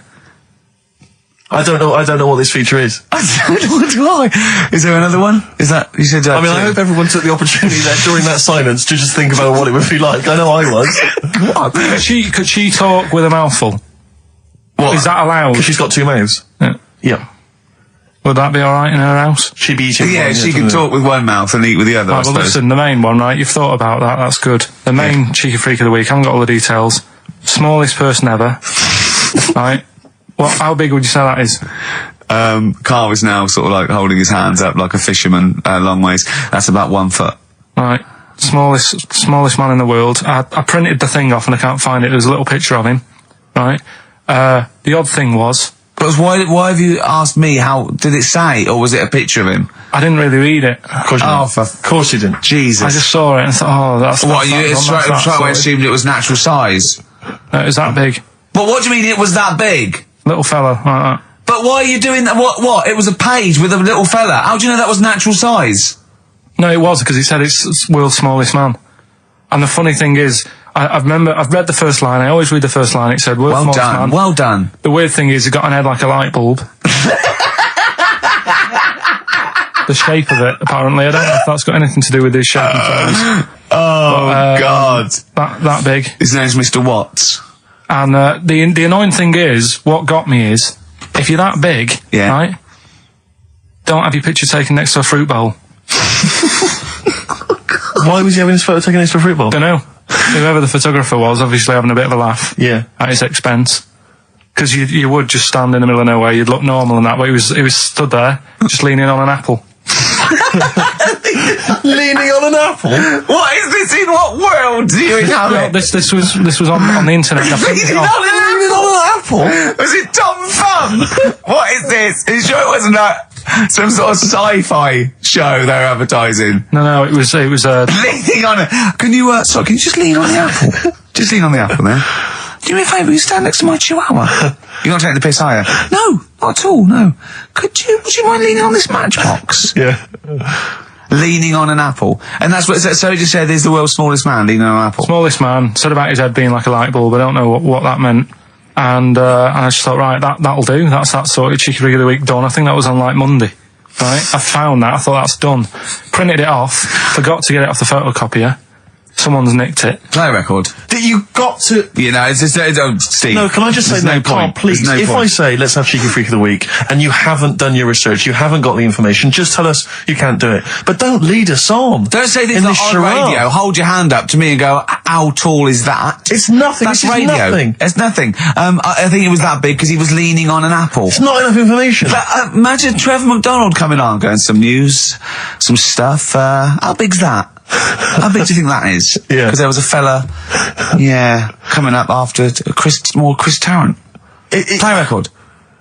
I'm angry. I'm actually angry. And if Monkey News is in any way similar, you've really pulled your finger out with that, have you? Mm-hmm. Good. Let's have Rockbusters answers next. But Educating Ricky, it was a feature. Well, actually, about a year ago, I started a feature called Educating Karl because we found out he had 1 E at O level at history. And I'd educate him on things like Rasputin, things that I thought he'd be interested in. You know, Winston Churchill, some of the greats, some scientific facts. And then I said, it's your turn. And he started telling me about people born without legs.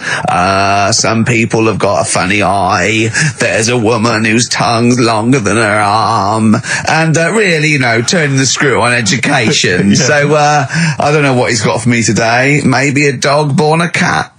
Let's have a look. We've done that one. We've done that. Is there, because often we should point out there's sometimes a crossover between Educating Ricky and Cheeky Freak of the Week, just in terms of subject matter. Yeah, so we've done Cheeky Freak of the Week. We've done all the freaks. What have we done with the Freak of the Week? There's a dog. There was a woman that had the back legs of a dog. There was last week. What was last week? It was the girl who was born with 4 eyes, 2 mouths, and 3 legs. Sure. You weren't that impressed. I thought if we've got to that and it's not impressing you. We are a tough audience. Let's spin it. Let's move on. What's the point?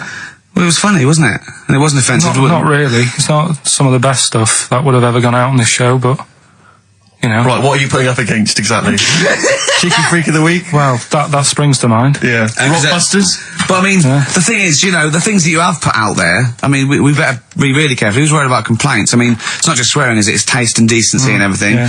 So we can't laugh about the disabled anymore in the Cheeky Freak of the Week. Can't do stories about elderly relatives with genitals looking like a split tennis ball. Right. Can't do your dad putting a child with learning difficulties in a bin. So What, should we just play music? I think that's all it's going to have to be, yeah. Play a record. Listen, we're doing Songs of Phrase today because Rockbusters has gone. What songs of phrase again? I can't remember. I think I've blanked it out. Yeah. When we do something that's been said a few times on the show. Right. Right? It's been said a few times. I'm scared of Andrew Phillips. I need a job on it. Go on, sorry, you were speaking, Carl. So we take a phrase from the show, right, and just get songs, like the words from the songs, edit them together so Something it says like that phrase. Yeah, something like that. Yeah, okay. Yeah, no, just go on. Sorry, go on, Carl. Come on. So are we doing it? Sorry, so what's the phrase you've come up with? Phrase is no more cheeky freak of the week. No more cheeky freak of the week. Is there not? We're not having that anymore. Well, no, because it's offensive, and if we're worried about offending people, to talk about people with disabilities, well, yeah, like, that's like what conjoined annoys me. twins and women who are born with like deformed legs, and you call them dog woman. So you know, you've got to be careful. You've already insulted Christ. Let's not do disability.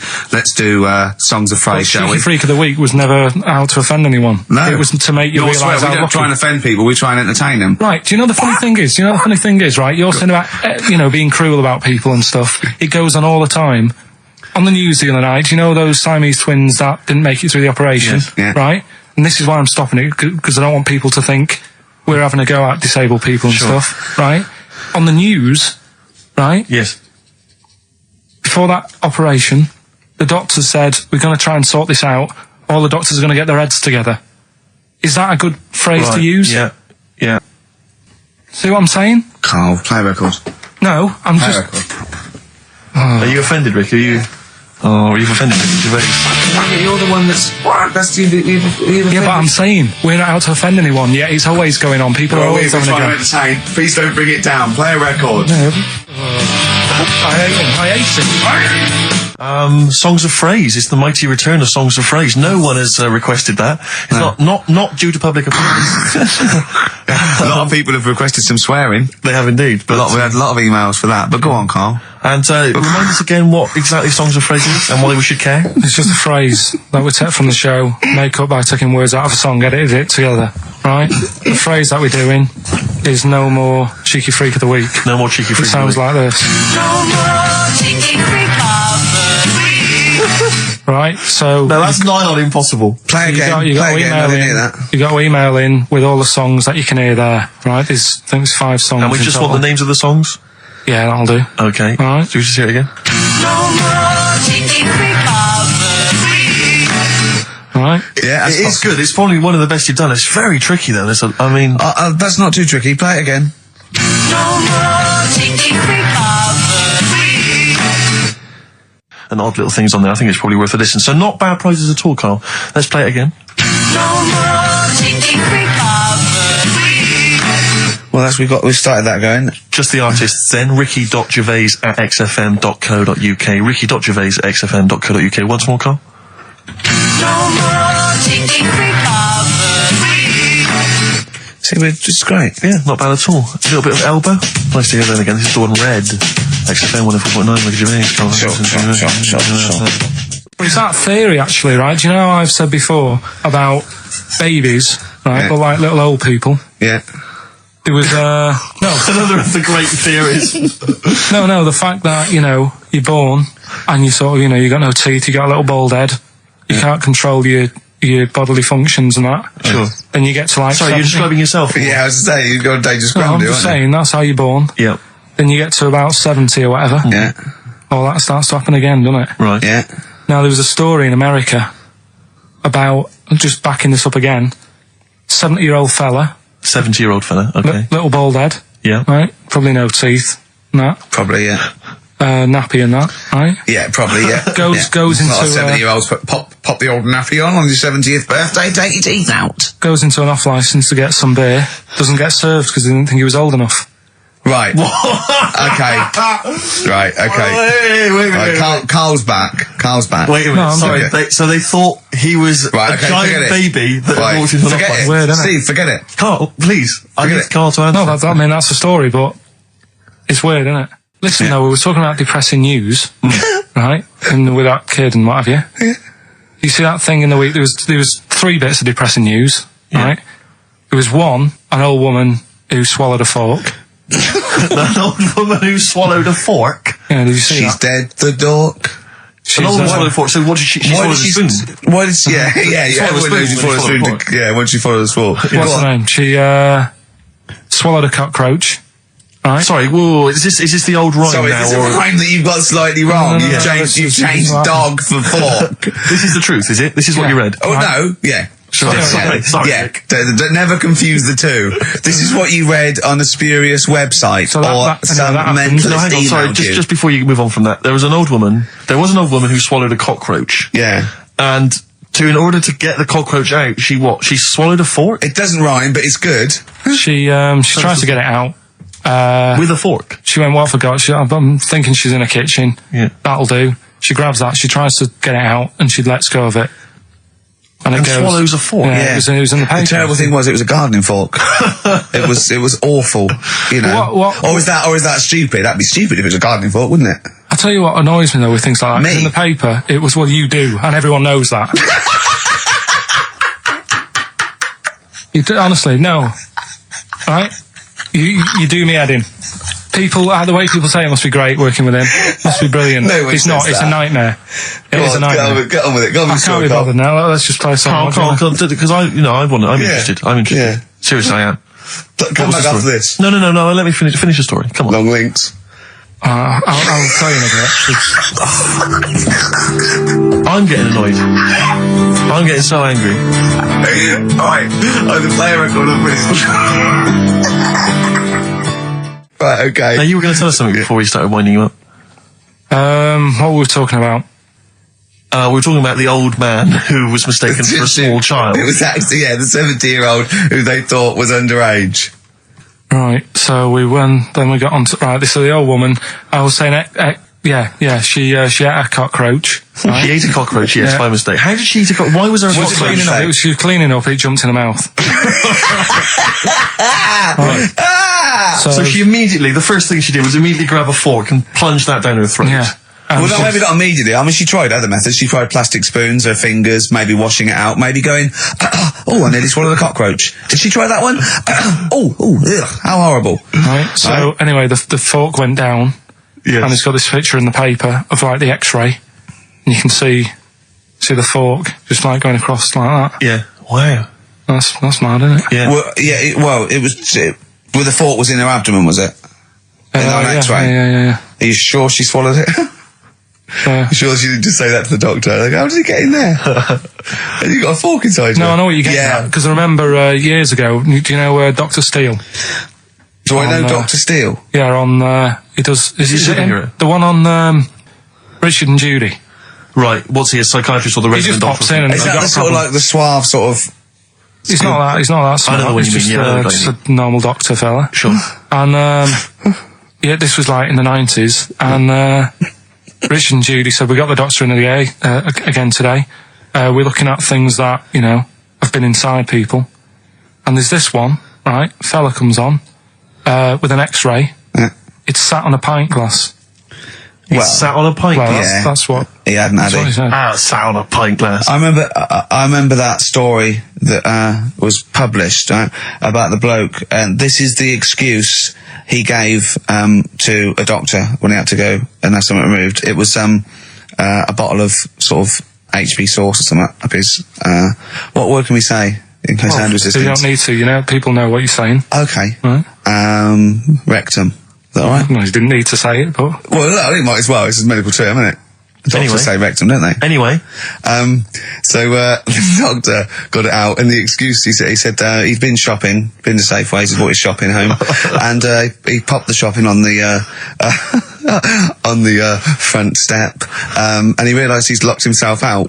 So he started to shimmy up the drain pipe, but his trousers and pants fell down while he was climbing, and he slipped and fell on the HB sauce bottle, right? And that was the note thing, right? And the doctor I'd put at the bottom on his notes, this would be somewhat more believable if Safeway sold their HP sauce with condoms already attached. Well, God. I'd be bizarre. Why did he put a condom on it? No idea. To use it again on his chips. So he didn't just buy it to have a quick, you know. Yeah. He thought, well, I don't want to waste HP sauce. Sure. I mean, I use it up the arse, then I put it on the chips. Safe sauce. I always practice safe sauce. Always have safe sauce. Should we bring back no, can't do Cheeky Freak of the Week. Play some ads. We were talking just before the ads about. I think we were talking about objects being stuck up people's arses. Okay. I think that was the someone link, can just wasn't confirm that. It was objet d'art.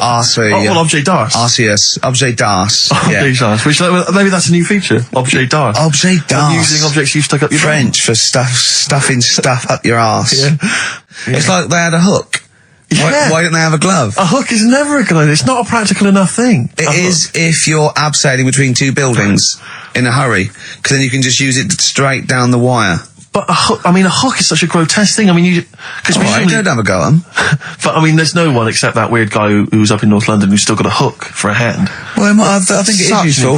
It's good. Well, no, it's good for carrying bags. Yeah, carrying shopping. Do you think that was the concern of pirates? Well, that Tesco. They didn't have like animatronic sort of stuff then, did they? I know, but it's just so. I mean, if it's just not very flattering, is it? A hook. I mean, Jane was at school with a kid who had lots of different things, like knife, fork, he could screw onto the end of it. That's brilliant. That is brilliant. That's good. That's almost as good as having a hand. Yeah. For the canteen. But at school, you'd be the coolest kid in school, surely. Bit more frightening in the swimming pool. Or on a bouncy castle. Yeah. But yeah, for chopping up a bit of, I imagine him being banned from the bouncy castle at the fate. You can't let him on. Oi, Hooky, get on. You're not welcome on here. I'd like to apologise for some of the things said in today's show. But what happened when he started asking girls out and stuff? I imagine he spent a lot of time with his hands behind his back. Oh, God, with a sore spot on him one. Probably. And I can get out with this one. Yeah. Doctor said, that's handy. There's a fella in Ward 2 that's got a shopping bag up his arse. Just pop it up there, pull it out, shopping intact. Done.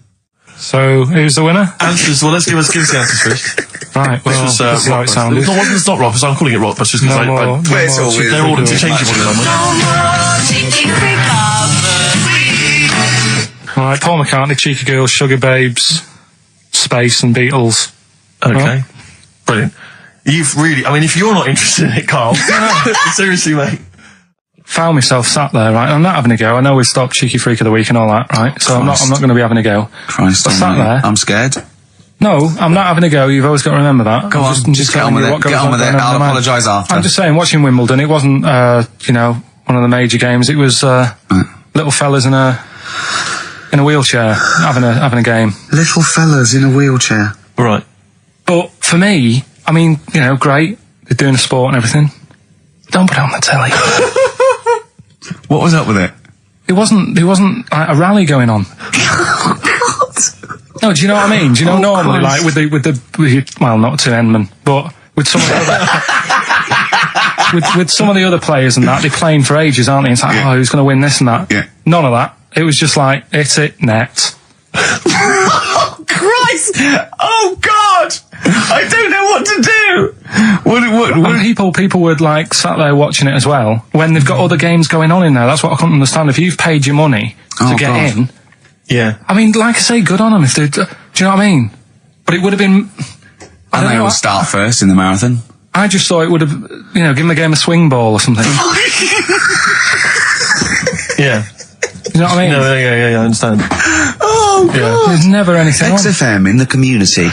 Did anyone confirm? Actually, I had an email earlier. Swing ball? No, I'm not having a go, though. Tell them. This is what I'm like, aren't I?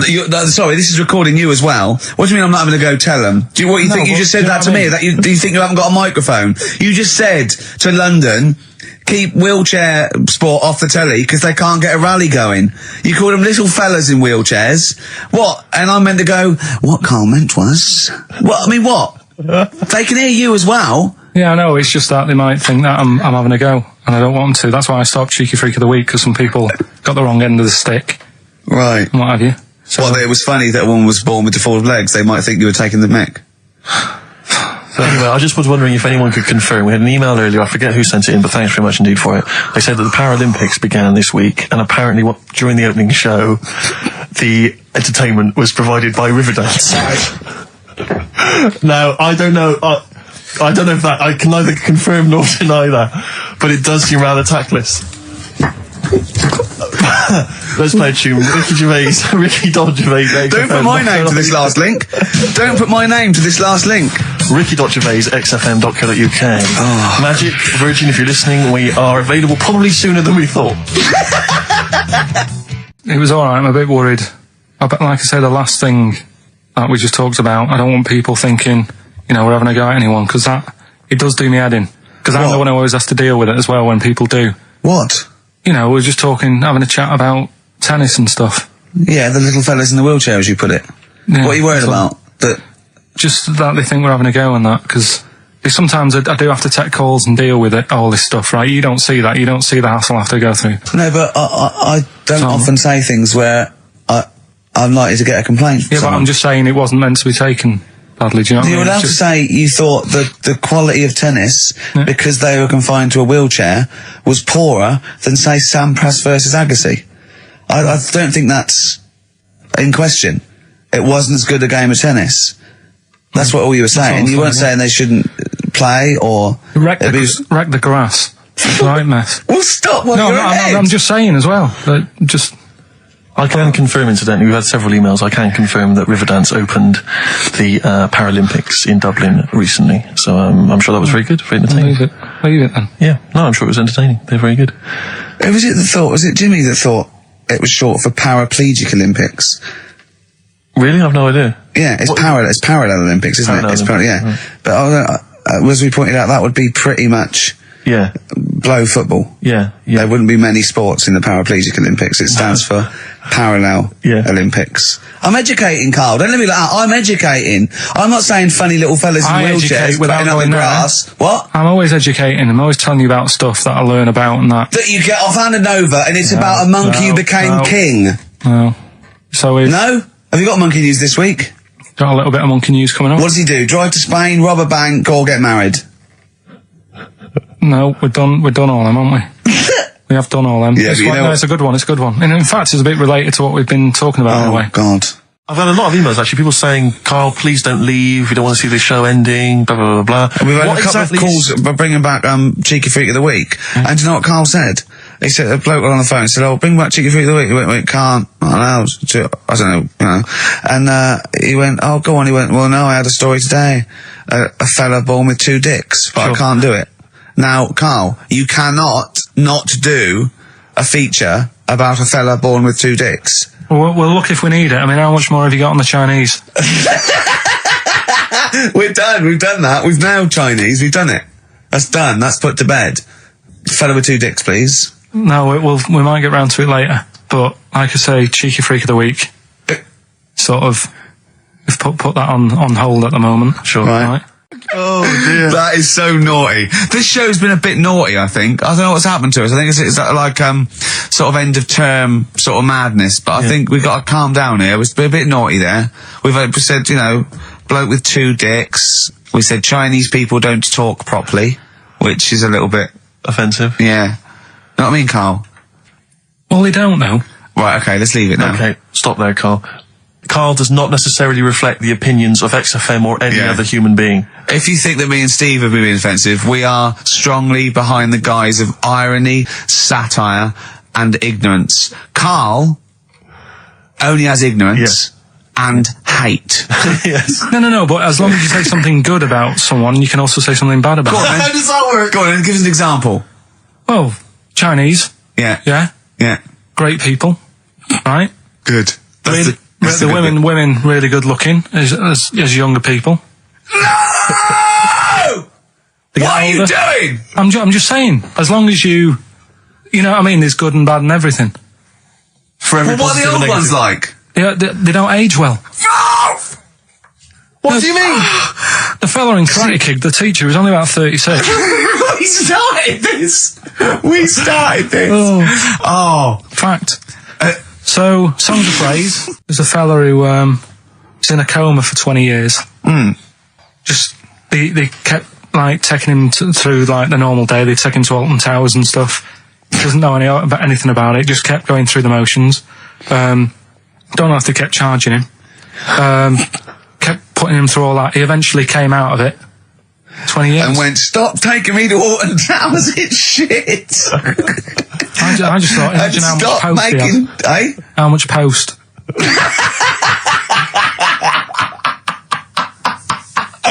Oh, Did you read about that guy in the paper, Carl? He, sorry, on the internet.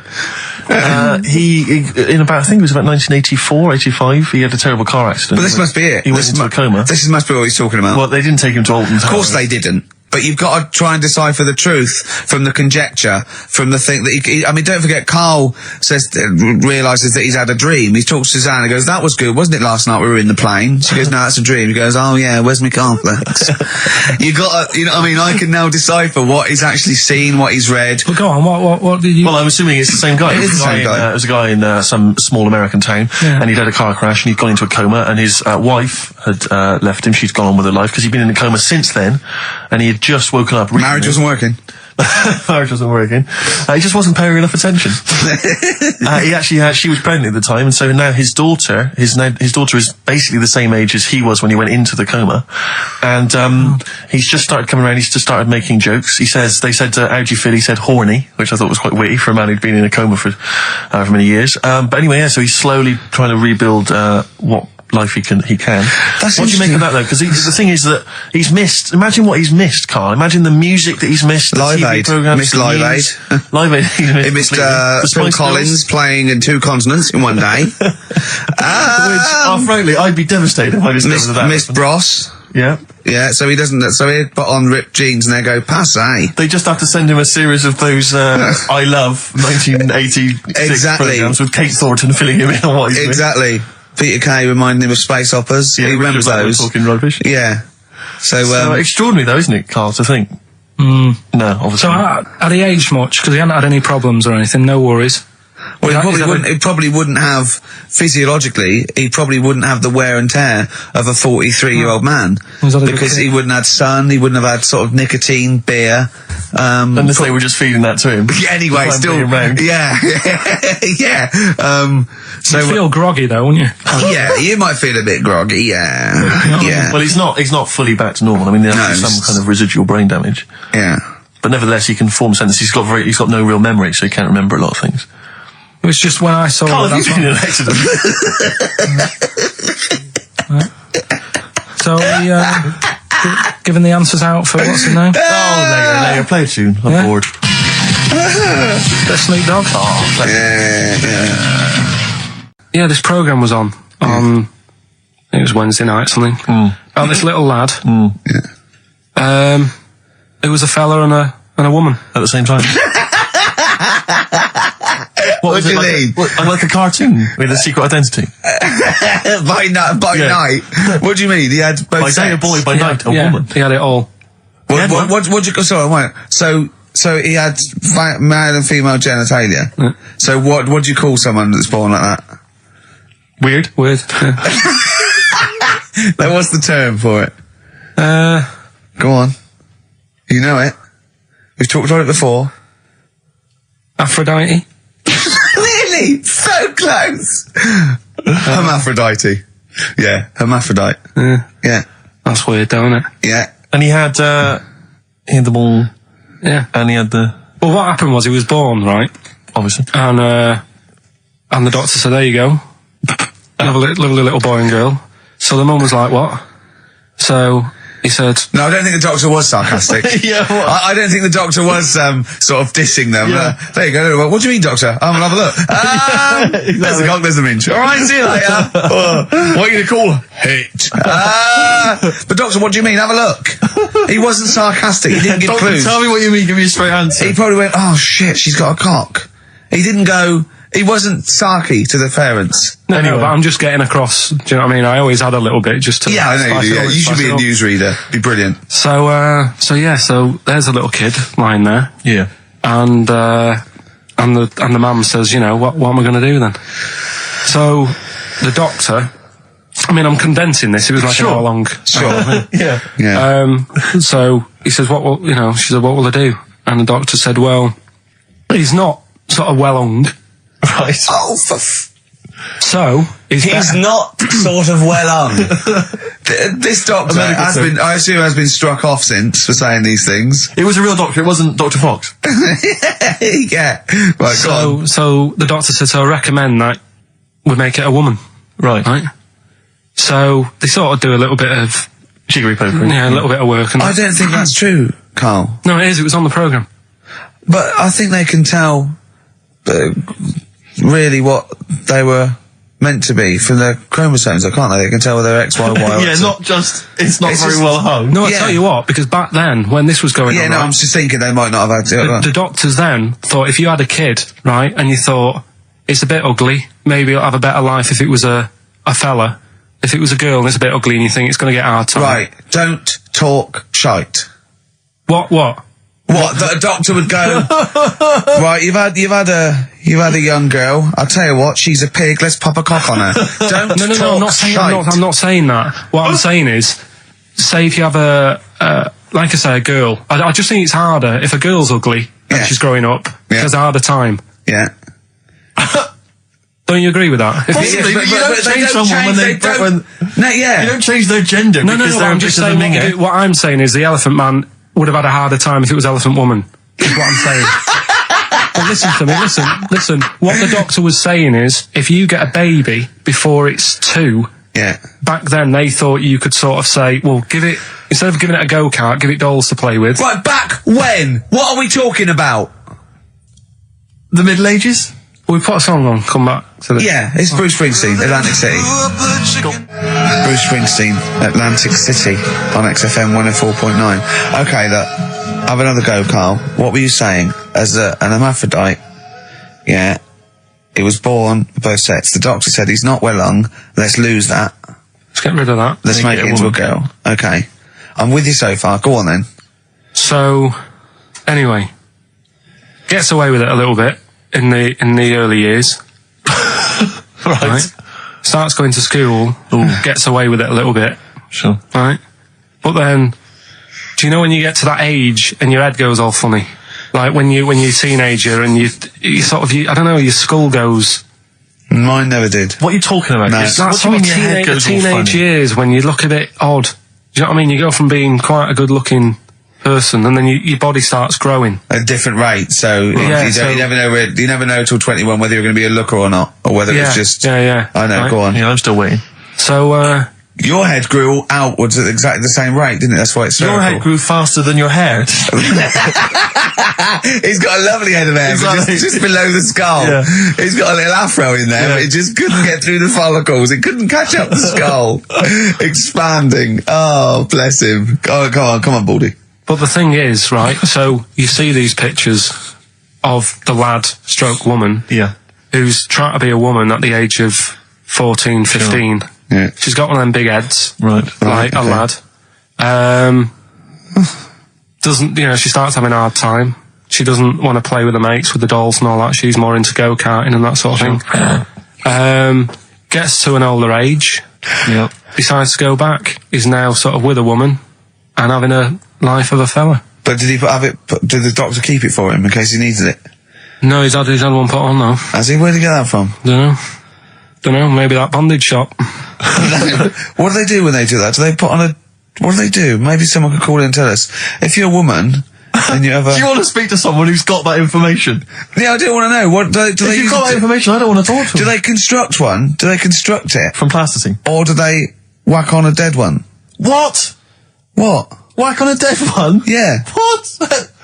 What? That's not, it's not, what do you mean? No. When a woman has a knob put on... Yeah. To have a sex change, where do they get it from? Is it constructed? Do they find, like, I don't know... From a donor.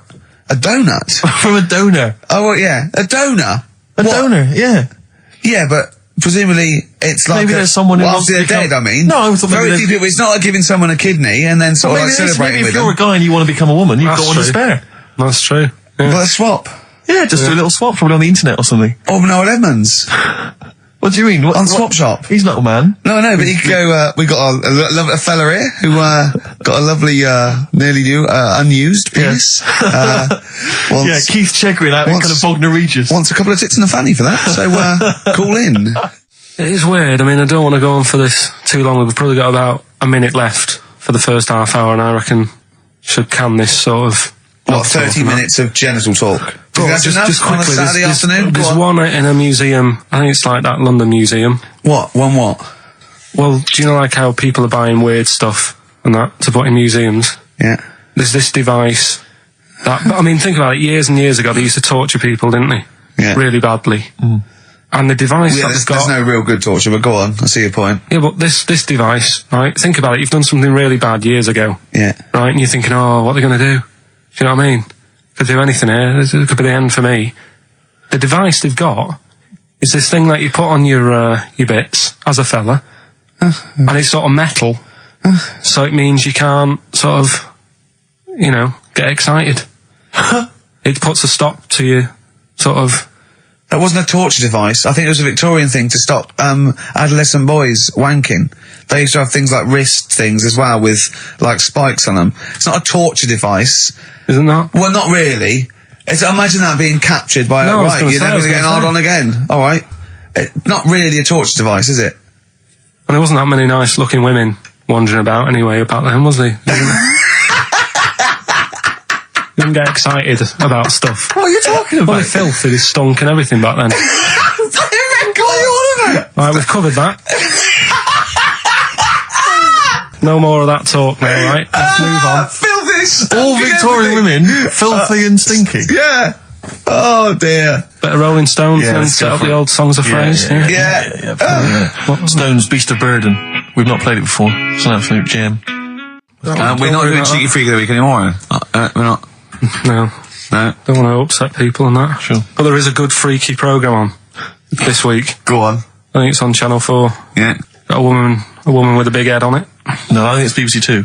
Is it? Yeah. Alright, well, unless there's two on, because that'll be a great week for you, wouldn't it? Brilliant. Won't be coming out. Is that the one when you said, go on, say what you said when you saw it. The woman with the head. Yeah. Just said it looks like a cartoon. I just think that's so mean. I don't want to discuss that. No, it's not mean. It is mean, Carl. Again, Steve, if we were in a restaurant and I'm arranging to meet her, and I said to the guy on the door, I'm meeting, you know, Lisa, or whatever her name is, yeah? Right. What does he look like? Well, looks like a cartoon. I'll be over there. Do you know what I mean? I don't think he'll get mixed up. What would you say about me and Steve again? If you were meeting us? No, it just starts getting nasty, doesn't it? I'm meeting Karl Pilkington. We're very busy. What does he look like? He looks like Charlie Brown grew up. He's got a complete little round bald head, and he's got a gormless look on his face. He's over there, mate. Yeah. All right. That started the ball rolling for you, Carl. I love that it's okay to say what you like about people. If you go, yeah, but if I was looking for her in a restaurant, I know, but yeah. And why have you arranged to go on a date with this woman? Be a good night out. For her, or for you? Well, I'd like to have a chat with her. You know what I mean? Just find out what worries her, and do you know what I mean? Because some girls worry people about like you. things, like their hair being a mess and that. Yeah. With her, it's like, at least your problems. Do you know what I mean? Fine, alright, well, let's move on, mate. We're not doing Cheeky Freak of the Week anymore. No. Let's do something nice. Let's talk nicely about things. What's happened nice in the world, Carl? What do you like in the world? We're just talking about looks and stuff, right? Always. Because, you know, it sort of Cheeky Freak of the Week, we did that and I stopped doing it. Sure. It was upsetting a few people. Mm-hmm. There was a thing on the website the other day about Elephant Man. Yeah. Right? Just keeping up to, you know, up on the news, what's going on there. And Drunky news. They did a thing about him and what he'd look like if his head wasn't messed up. Yeah. Yeah. And they made a little picture for him. Was he quite good looking? Not bad looking, but you can't use it. It's not like you can't put it on a passport. Sure. Yeah. Well, and the fact that he's been dead for several years. Yeah. No, but they also do that sort of thing for people who are alive. They say, this is what you look like. So you can't use it for that. Yeah. You can't use it. Isn't that's sort of like rubbing it in, though, isn't it, really? It is a bit. Yeah. Unless they said, good news, you were ugly anyway. Yeah. To be quite honest. You wouldn't have pulled if you didn't look like an elephant. If you were symmetrical, you weren't a looker. You couldn't use that on a little dating agency picture. This is what I look like. Yeah. This is what I would have looked like. And they phone up and go, I'm into it. What do you mean would have looked like? Well, I'll see you, as we said, 7 o'clock. How will I recognise you? I'll be eating buns. Yeah, look for the giant cauliflower. Yeah, in a coat. Exactly. I love the fact that you're keeping up to date with what the Elephant Man might have looked like. Yeah, exactly. That is amazing. Carl's news is largely what's happening in around 1880. Yeah, or what might have happened around 1880. No, but it's sad though. Did you watch that thing in the week? That What Are You Staring At program? I didn't know. I couldn't face it. I know what you mean. It was about people who'd had unfortunate deformities. Yeah, and it was really sad. I suddenly felt bad about some of the stuff we'd talked about and what have you. Could I just say something like that's quite a nice thing to say. I was suddenly felt bad about some of the things we talked about. Should we go over what we've discussed today? What subjects have we brought up today? How can you feel sorry about things like that when we're still doing it? No, I'm just saying, you have a laugh and that, but then you see a programme about it and you go, oh. What, you realise they're real people you're talking about? Yeah. When do you ever forget that? When do you ever forget that when you bring up these cheeky freaks of the weeks, or when we talk about Rick Waller, that there's not a real person on the other end thinking about it? Yeah, but sometimes it's hard because they don't look like real people. Don't slag off Rick Waller. That girl was on with a big head. It's like Bo Selector. I think we should have done something like some roundups, like Cheeky Freak of the Week. We could have done Cheeky Freak of the Year. What's your Freak of the Year, Carl, if I put it to you? What, out of all the ones that I found out about? Yeah, all the ones that have ever been, yeah. Well, no, you have the Elephant Man in there that you found out about at the end of the 19th century. Go on. Watched The Elephant Man again last week. Good. Yeah, loved it. Probably that one, the kid who was like 7, but aged to about 38. That was pretty weird. That amazed me. That sort of blew my mind. No, it was worse than that. She was about 90 or so, wasn't she? She is now. But back then... a couple of months ago she was 38, but because of the ageing... She's sort of aged fast and that. Yeah. It's really... This is the one that you think should be allowed to get fags and beer and an off-licence because she's got the body of a 90-year-old. Well, yeah, it's only fair, isn't it? Let her have a decent life. Even though she's 6? If she wants a packet of fags... The doctor said, you're older and that. Even though you're 6, you are sort of 72. If she wants a packet of fags, let them have them. She was 72 September, wasn't she? Yeah. So, yeah. But it was that's probably Do you actually think that would be a good idea to give a 6-year-old with an aging disease a packet of fags? If that's what they want. And a pint of Tennants. All the stress and that she goes through. It was saying something about how she has to have a passport picture done every 3 months or something. Do you know what I mean? Wow. That's what she's dealing with. So that was probably the weirdest. Can we just say that Carl doesn't take the mickey out of these freaks? No. These people. I just, it's things that fascinate me at the end of the day. Yeah. Things like that are weird.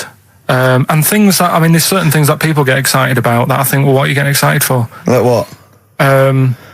News. Do you know I normally do the headlines and that? Yeah. Have we got any headlines? Not really, because there isn't that much going on. This is what annoyed me, though. There was something about a woman who's going up Everest on a bike. Do you know what I mean? And they were like, oh, brilliant. But I don't think that's that good. When someone's done it walking... Where would the woman who complained about you come in the years chart? That's the woman with the enormous head. Lest we forget. She took offence to some of the comments you made on the show, and rightly so. I was out of order, and so I'm sorry about that. Yeah, well, I'll just explain again that Carl. It's the Freak of the Week is sort of like more of a punchy catchphrase than a derogatory term, and Carl's fascination and childlike. I think we'd have to include Carl in the roundup. Yeah. It'd certainly be in the top 10. I think the fact that she didn't sort of pursue any official complaints means that she's a bigger person than you, Carl. Yeah, really, because certainly well, so headways she is. Carl, you're going to do some news stories, I think. Well, like I said, there hasn't been that much going on. There's a story about a fella who hasn't eaten for 70 years. Right. He hasn't eaten. Is that all? That's all the information you're going to give us? Yeah, hasn't eaten for 70 years. Hasn't had a drink, but he's all right.